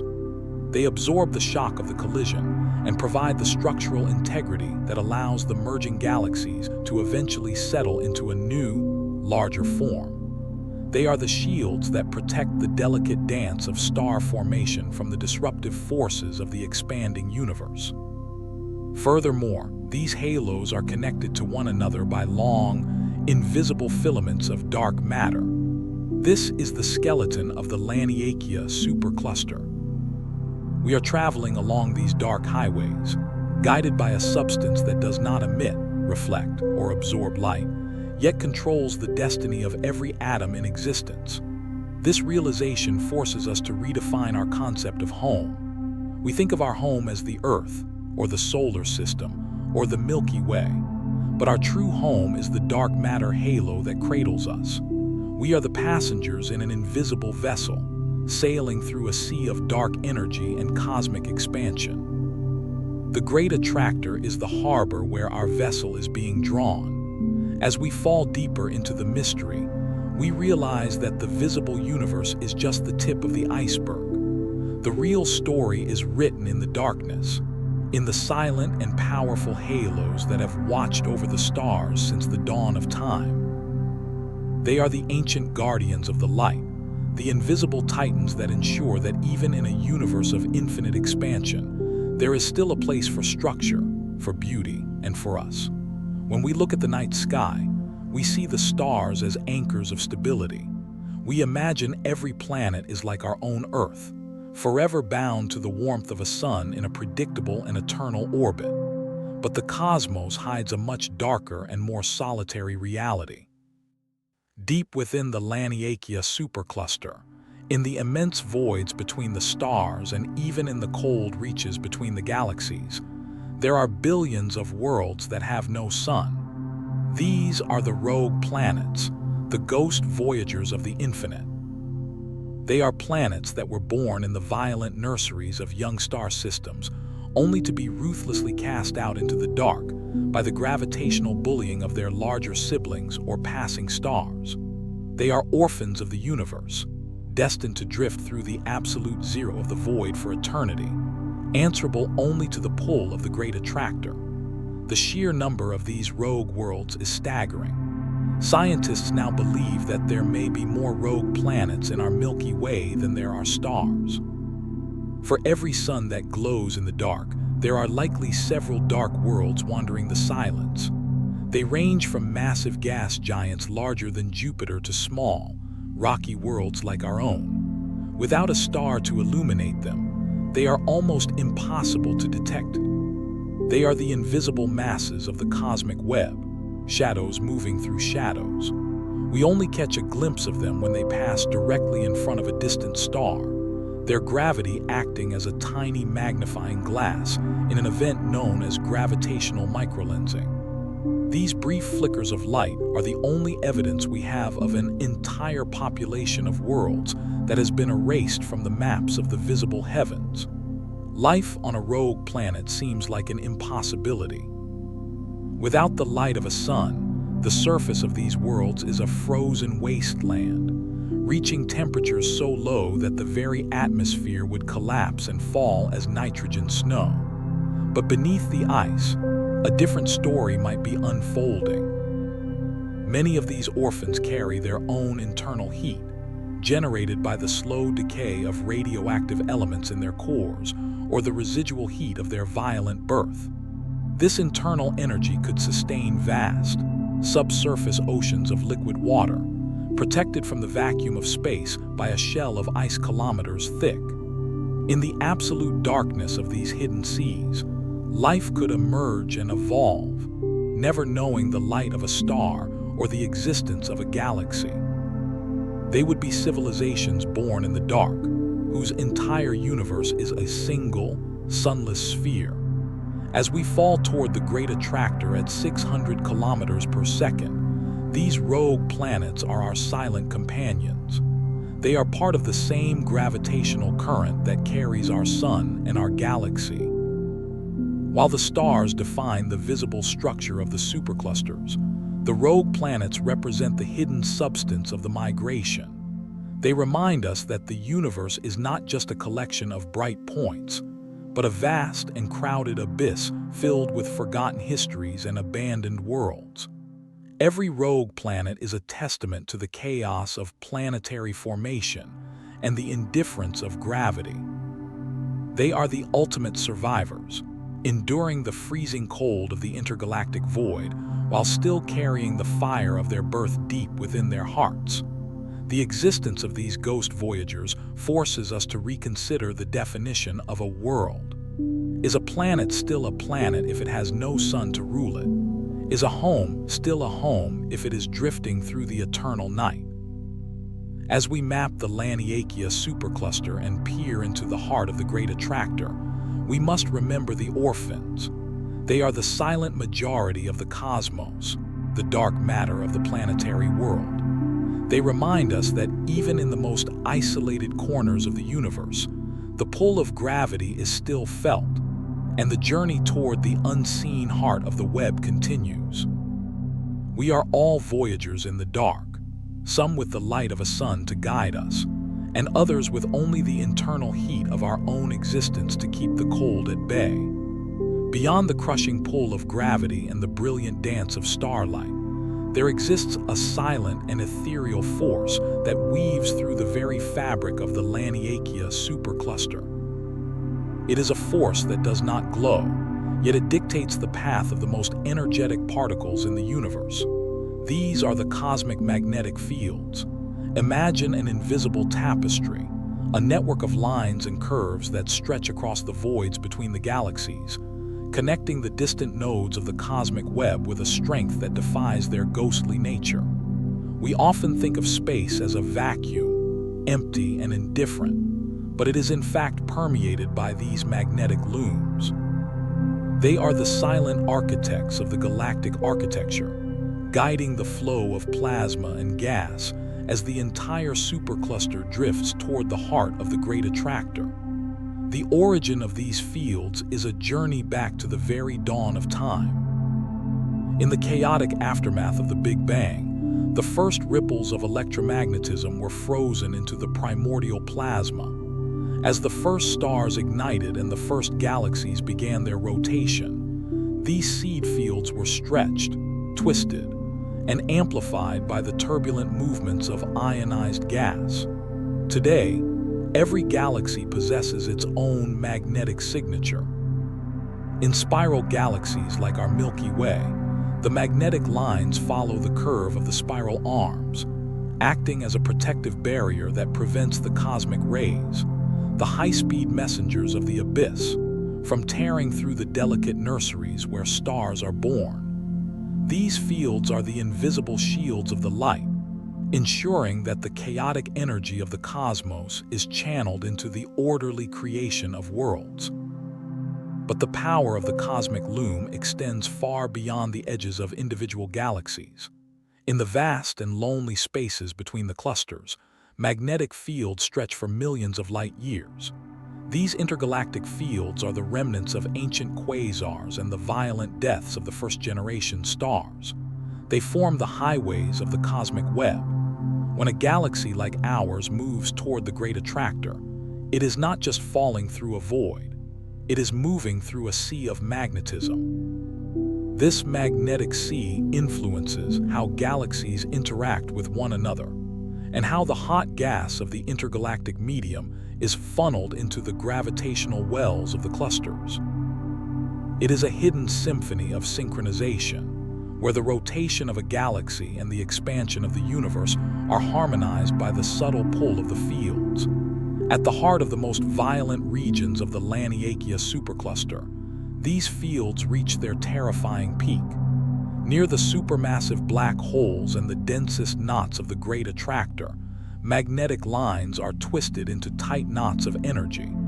This is where the feedback occurs. The magnetic fields launch relativistic jets of plasma into the void, reaching across hundreds of thousands of light years to clear the path for the next generation of stars. They are the regulators of galactic growth, the invisible hands that decide which clouds of gas will become stars and which will remain as cold dust. The magnetic tapestry is the final layer of our cosmic map, a dimension of reality that connects the smallest subatomic particle to the largest supercluster in a single, unified design. As we continue our descent toward the unseen heart of our local domain, we must acknowledge the weaver. The Great Attractor is not just a gravitational master. It is the center of a magnetic storm of unimaginable proportions. We are part of this tapestry, our own lives and our own world woven into the lines that connect us to the Norma cluster and the Shapley supercluster. We are sailing on magnetic currents, guided by a force that we cannot see but whose influence is written in the very structure of the heavens. The invisible tapestry is a reminder that the universe is a living, connected entity, where even the darkness is filled with the silent music of the fields. We are moving through the loom, one stitch at a time, as the grand design of the infinite continues to unfold around us. For centuries, astronomers looked up at the night sky and saw a universe of infinite clarity.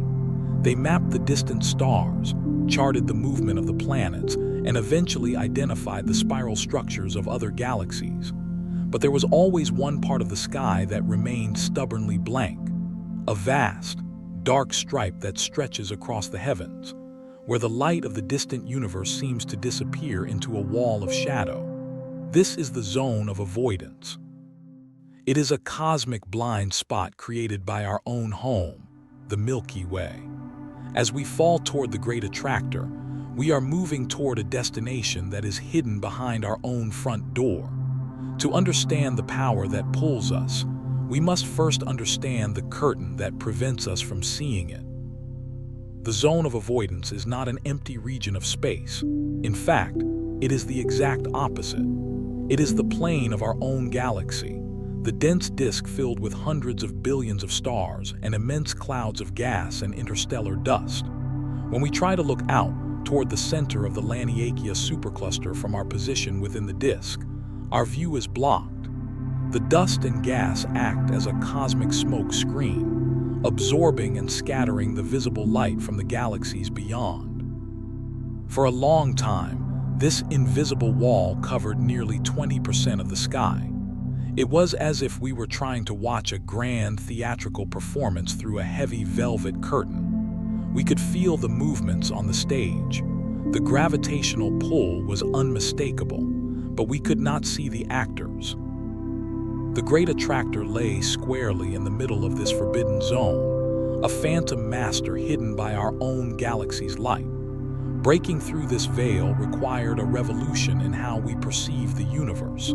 Since visible light could not penetrate the dust, scientists had to look at the sky in wavelengths that could. They turned to infrared and radio astronomy.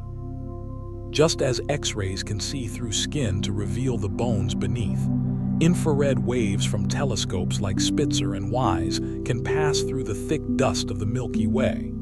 These eyes revealed a hidden universe.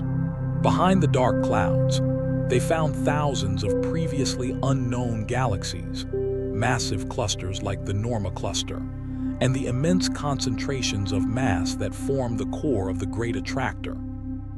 The curtain was finally beginning to part, revealing that the empty spaces on our maps were actually some of the most crowded and violent regions in the cosmos. This discovery changed our understanding of our place in the web. We realized that we are not just falling toward a single point, but are part of a massive flow directed toward the CIZA clusters and the even larger Shapley supercluster beyond them. The zone of avoidance had hidden the true scale of the cosmic migration for decades. Even today, the mapping is not complete. There are still extinction regions so dense that even our most powerful infrared telescopes struggle to see the details. We are like travelers moving through a fog, guided by the tug of gravity while we slowly piece together the landscape of the world ahead. The veil of the galaxy is a reminder that our perspective is always limited by our own surroundings. As we continue our journey through the Laniakea Supercluster, we must appreciate the irony of the zone. The very galaxy that gives us life, the stars that forged our atoms and the gravity that keeps us safe, is the same entity that obscures our vision of the greater whole. We are inhabitants of a beautiful prison of light, but the human spirit is defined by its desire to look past the curtain. By sensing the invisible and mapping the hidden, we are reclaiming the universe from the shadows. The Great Attractor is slowly emerging from the fog, no longer a myth or a ghost, but a tangible and terrifying reality. We are ready to step past the veil and face the center of the pull, knowing that what lies behind the curtain is the key to our ultimate destiny in the infinite. The veil of the Milky Way has finally been lifted, revealing a reality so immense that it challenges the very limits of our cosmic understanding. Beyond the thick curtains of gas and dust that long obscured our vision, we find the source of the relentless pull that has dictated our galaxy's path for eons. This is the Norma cluster, designated by astronomers as ACO 3627. It is the dense, chaotic heart of the Great Attractor region. While the Great Attractor is often described as a vast volume of space, the Norma cluster is its undisputed gravitational anchor, the heaviest and most concentrated knot of matter in our immediate celestial neighborhood. Located roughly 220 million light-years away, it stands as a colossal metropolis of galaxies toward which we are falling at an unrelenting pace. In the silent depths of this cluster, gravity has reached a state of supreme dominance. This is not a place of peaceful rotation or solitary stars. It is a cosmic mosh pit where thousands of galaxies are trapped in a violent and eternal dance. At the very center of the Norma cluster lie the ancient Cannibals, massive, yellowish elliptical galaxies that have grown to monstrous proportions by devouring every smaller neighbor that dared to wander too close. These giants are the survivors of billions of years of mergers, sitting at the bottom of a gravitational well so deep that nothing within millions of light years can escape its influence. They are monuments to the brutal history of the cluster, bloated with the stolen light of 1,000 civilizations. Around them, younger spiral galaxies are being twisted and shredded, their delicate arms of gas and stars being torn away by the sheer tidal forces of the cluster's mass. The power of the Norma cluster extends far beyond what the eye can perceive. The space between these warring galaxies is not an empty void. It is filled with a tenuous but incredibly hot plasma known as the intracluster medium. Heated to tens of millions of degrees by the crushing pressure of gravity, this gas glows with a fierce intensity in the X-ray spectrum. It is a seething cauldron of energy that contains more mass than all the stars in the cluster's 1,000 galaxies combined. This plasma is stirred by the constant motion of the galactic members and the relativistic jets of supermassive black holes, creating a turbulent sea of energy that connects the entire structure into a single, living entity. To be near the heart of the Norma cluster is to be in the presence of the most extreme physics the universe can offer. For decades, the Norma cluster was a ghost in our maps. Its presence was felt through the unexplained motion of our own Milky Way, yet its form remained hidden behind the galactic plane. The discovery of this gravitational giant transformed our map of the universe from a series of random points into a coordinated flow. We now understand that the peculiar motion of our local group is a directed fall toward this specific concentration of matter. The Great Attractor is no longer a mathematical mystery. It has a physical heart, and Norma is its capital. It is the destination of a grand migration that spans hundreds of millions of light years, a place where the rivers of light meet and merge into a single, overwhelming density. Yet, as we stand at the threshold of this immense cluster, we realize that the story is even larger than we once imagined. While the Norma cluster is the immediate source of the pull, it is merely a single node in a much larger network. Astronomers mapping the regions beyond Norma have detected hints of even greater giants hiding in the cosmic haze.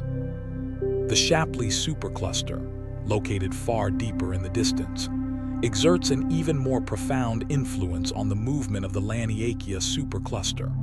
Norma is the slope we are currently sliding down, but the valley itself extends to horizons we are only beginning to comprehend. We have found the heart of the Attractor, but we are still passengers on a journey toward an even greater mystery that lies in the dark beyond the stars.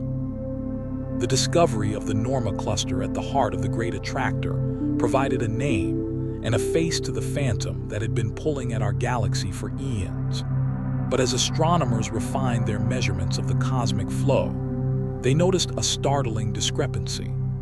Even the massive concentration of galaxies in the Norma cluster was not enough to account for the incredible speed at which the Milky Way and its neighbors are hurtling through the void. There was still a missing piece of the puzzle, a shadow behind the shadow. To find the true source of our destiny, we must look far beyond the borders of the Laniakea Supercluster, across an even deeper abyss of space, to a structure so massive that it challenges our very understanding of the cosmic web. This is the Shapley Supercluster, the ultimate destination of the Grand Migration. Located approximately 650 million light-years away, the Shapley Supercluster is the largest concentration of matter in the observable universe within our local billion light-year domain. If Laniakea is our home continent, then Shapley is the massive landmass that dictates the weather and currents of our entire hemisphere. It was first glimpsed by the astronomer Harlow Shapley in the 1930s as a mysterious cloud of galaxies in the constellation of Centaurus. But only in recent decades have we understood its true power. It is not just a cluster, but a supercluster of superclusters, a gargantuan assembly of over 20 massive galaxy clusters, containing tens of thousands of galaxies and trillions upon trillions of stars. It is the gravitational titan that looms over everything we know, the final authority in the cosmic tug-of-war. The influence of Shapley is so profound that it does not just pull on the Milky Way, it pulls on the Great Attractor itself. We have spent much of our journey exploring the fall toward the Norma cluster, but we now realize that the Great Attractor is merely a local whirlpool in a much larger and more powerful river. The entire Laniakea Supercluster is being dragged toward the Shapley concentration. This is the attractor of attractors, the point where the density of the universe reaches such a terrifying peak that the expansion of space itself is locally defeated on a scale of hundreds of millions of light years. As we drift through the silent reaches of our local group, we are participants in a migration of unprecedented proportions, heading toward a destination that represents the ultimate triumph of gravity over the void. Within the heart of the Shapley Supercluster, the density of galaxies is so high that the very concept of empty space begins to lose its meaning. The centers of these clusters are filled with massive elliptical giants that have grown through a history of violence and cannibalism that dwarfs anything we have seen in our own neighborhood. The X-ray emission from the hot gas within Shapley is a blinding scream of energy, a testament to the crushing pressure of its collective mass. It is a realm where the laws of physics are pushed to their limits, where the fabric of space-time is warped into a massive bowl that catches everything within its reach. To look upon Shapley is to see the endgame of structure formation in the universe, a place where the cosmic web has knotted itself into a single, monumental concentration of existence. The existence of such a massive structure forces us to reconsider the scale of our importance. For a long time, we thought the Milky Way was the center of everything. Then we realized we were just a small part of the local group. Then we found Laniakea. And now, we see that even our home supercluster is just a passenger in the wake of the Shapley giant. We are layers within layers, a series of concentric circles falling toward ever larger centers of gravity. This realization is both humbling and awe-inspiring. It tells us that the universe is far more connected than we ever dared to imagine. Every atom in our bodies is linked through the invisible threads of gravity to the distant fires of the Shapley Supercluster. We are not lost in the dark. We are part of a grand, coordinated movement that spans the breadth of the heavens. As we continue our journey toward the final chapters of this cosmic biography, We carry with us the image of this ultimate attractor. Shapley remains there, a silent and powerful sentinel at the edge of our vision, pulling us across the abyss toward a future we can only begin to map. It is the final destination of our current epoch, the place where the rivers of light will eventually meet in a grand celebration of density and light. We are the Voyagers of the fall, falling through the mystery, guided by the silent pull of a giant that lives 600 million light-years away. The story of our migration is reaching its climax, and the master of the flow is finally in sight. For decades, the story of our cosmic journey was one of attraction. We spoke of the Great Attractor, the Norma cluster, and the colossal Shapley Supercluster as the masters of our destiny, pulling us through the dark at incredible speeds. But as our maps of the Laniakea Supercluster became more precise, astronomers realized that gravity alone could not explain the full velocity of our movement. We were moving faster than even the massive Shapley giant should allow. There was an imbalance in the cosmic ledger, a missing force that seemed to be acting not from in front of us, but from behind. In 2017, a team of cosmic cartographers discovered the hidden counterpart to the Attractors, an immense, underdense region of space that is effectively pushing us away. This is the Dipole Repeller, the silent titan of nothingness that serves as the yin to the Attractor's yang. To understand how a void can push, we must reconsider our understanding of gravity. Gravity is a tug-of-war played out on a universal scale. If the universe were perfectly uniform, with matter spread evenly in every direction, we would remain stationary, pulled equally from all sides. But the universe is lumpy. In one direction, we have the massive concentrations of the Shapley Supercluster, a region of extreme overdensity. In the opposite direction, we have the Dipole Repeller, a region of extreme underdensity. Because there is so little matter in the repeller, it lacks the gravitational pull of the rest of the universe. The result is a net force that acts like a push. It is not a physical repulsion like two similar poles of a magnet, but a gravitational deficit. We are being expelled from the void and summoned by the giants, caught in a cosmic current that is as much about where we are leaving as where we are going. The Dipole Repeller is a realm of staggering loneliness. It is a vast bubble of emptiness, spanning hundreds of millions of light years, where galaxies are so few and far between that the very concept of a neighborhood ceases to exist. It is the great desert of the Laniakea Supercluster. While we have marveled at the crowded metropolises of the Norma and Shapley clusters, we must now confront the significance of this absolute silence. The cosmic web is defined by its holes as much as its filaments. The voids are the architects of the structure. By expanding and pushing matter away, they carve out the filaments and walls where galaxies are allowed to reside. The Dipole Repeller is the most powerful of these sculptors in our local domain, providing the momentum that drives the entire Laniakea Supercluster toward its ultimate fate. This discovery provides a complete picture of the cosmic flow. We are like a boat on a river that is being pushed by a powerful dam and pulled by a massive waterfall at the same time. The Dipole Repeller is the dam, the source of the pressure that initiates the movement. As we look back toward the region of the sky where the repeller lies, we see a darkness that is deeper than the ordinary void. It is a place where the seeds of the Big Bang failed to grow, a region that has been losing the battle of gravity for 13 billion years. Every galaxy that once existed there has long since been pushed out by the surrounding overdensities, leaving behind a hollow sphere of space that now dictates the movement of trillions of stars. As we approach the end of our exploration, the Dipole Repeller reminds us that the universe is a balance of opposites.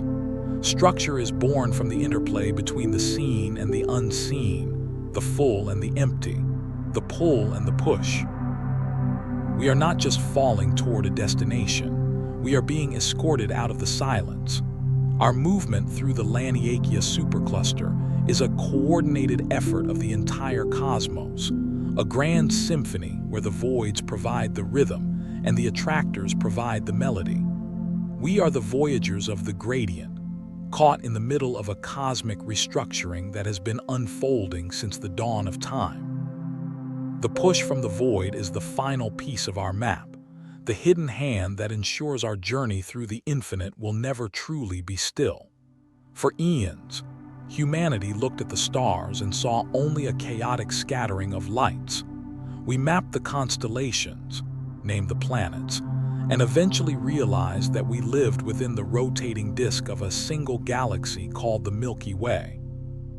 But as our technology grew and our perspective expanded, we began to see the outlines of a much larger architecture. We discovered that we were not drifting aimlessly through a dark void, but were part of a coordinated, flowing masterpiece of cosmic design. This is Laniakea. The name itself, derived from the Hawaiian language, means immeasurable heaven, and it is the most accurate description of the home we have only recently begun to understand. Spanning 500 million light years and containing more than 100,000 of the largest galaxies in the universe, Laniakea is the ultimate stage upon which our cosmic drama unfolds. To understand Laniakea is to understand the concept of a cosmic watershed. Imagine a mountain range where every drop of rain is destined to flow down into a specific valley. In the cosmos, the rain is the galaxies themselves, and the valleys are the massive gravitational wells like the Great Attractor and the Shapley Supercluster. Before the discovery of Laniakea in 2014, we did not know where the boundaries of our cosmic home ended. We saw thousands of galaxies moving in different directions, but we could not see the hidden currents that connected them. By mapping the velocities of these galaxies, astronomers revealed a startling truth.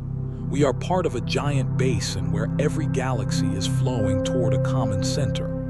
Every star in the Milky Way, every planet in our solar system, and every atom in our bodies is caught in this grand migration.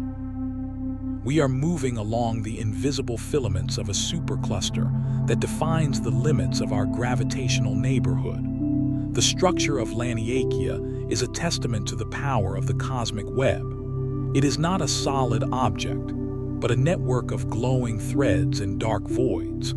Along these threads, galaxies are clustered together in massive groups like the Virgo cluster and the Norma cluster. Between them lie the vast, empty deserts of the voids, where dark energy reigns supreme and space is being stretched apart at incredible speeds. Laniakea is the bridge between these extremes. It is the region of space where gravity has managed to hold the line against the expansion of the universe, creating a unified structure that remains connected despite the terrifying distances. We live on the outskirts of this empire, a small group of stars on a long, flowing tail that is being drawn toward the bustling downtown of the Great Attractor. Our journey is not a random drift. It is a purposeful descent into the heart of the structure. As we reach the final chapter of this biography, we must confront the philosophical weight of our discovery. For most of history, we believed we were the center of the universe. Then we were told we were insignificant, a pale blue dot in a limitless dark. But Laniakea offers a different perspective. While we are indeed small, we are part of a structure so vast and so organized that it suggests a profound unity in the cosmos. We are the eyes through which Laniakea observes itself. We are the conscious sparks of energy that have emerged from the ancient fires of the Big Bang to map the very currents that carry us. The fact that a collection of atoms on a small planet can calculate the boundaries of a 500 million light-year supercluster is the ultimate victory of consciousness. We are not just passengers in the immeasurable heaven. We are the storytellers of the infinite. The future of Laniakea is one of slow dissolution and eternal migration. In billions of years, the dark energy that drives the expansion of the universe will eventually tear the filaments of the supercluster apart. The distant galaxies we see today will fade beyond the cosmic horizon, and Laniakea will become a series of isolated islands in an ever-growing dark. But for now, the connections remain.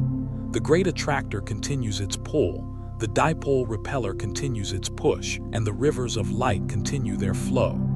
We stand at the peak of cosmic history, living in the golden age of observation where the entire structure of our home is visible to us. As we conclude this journey through the realm of the Great Attractor, we look up at the night sky with a new sense of belonging. We are no longer lost. We are home. We are Laniakea.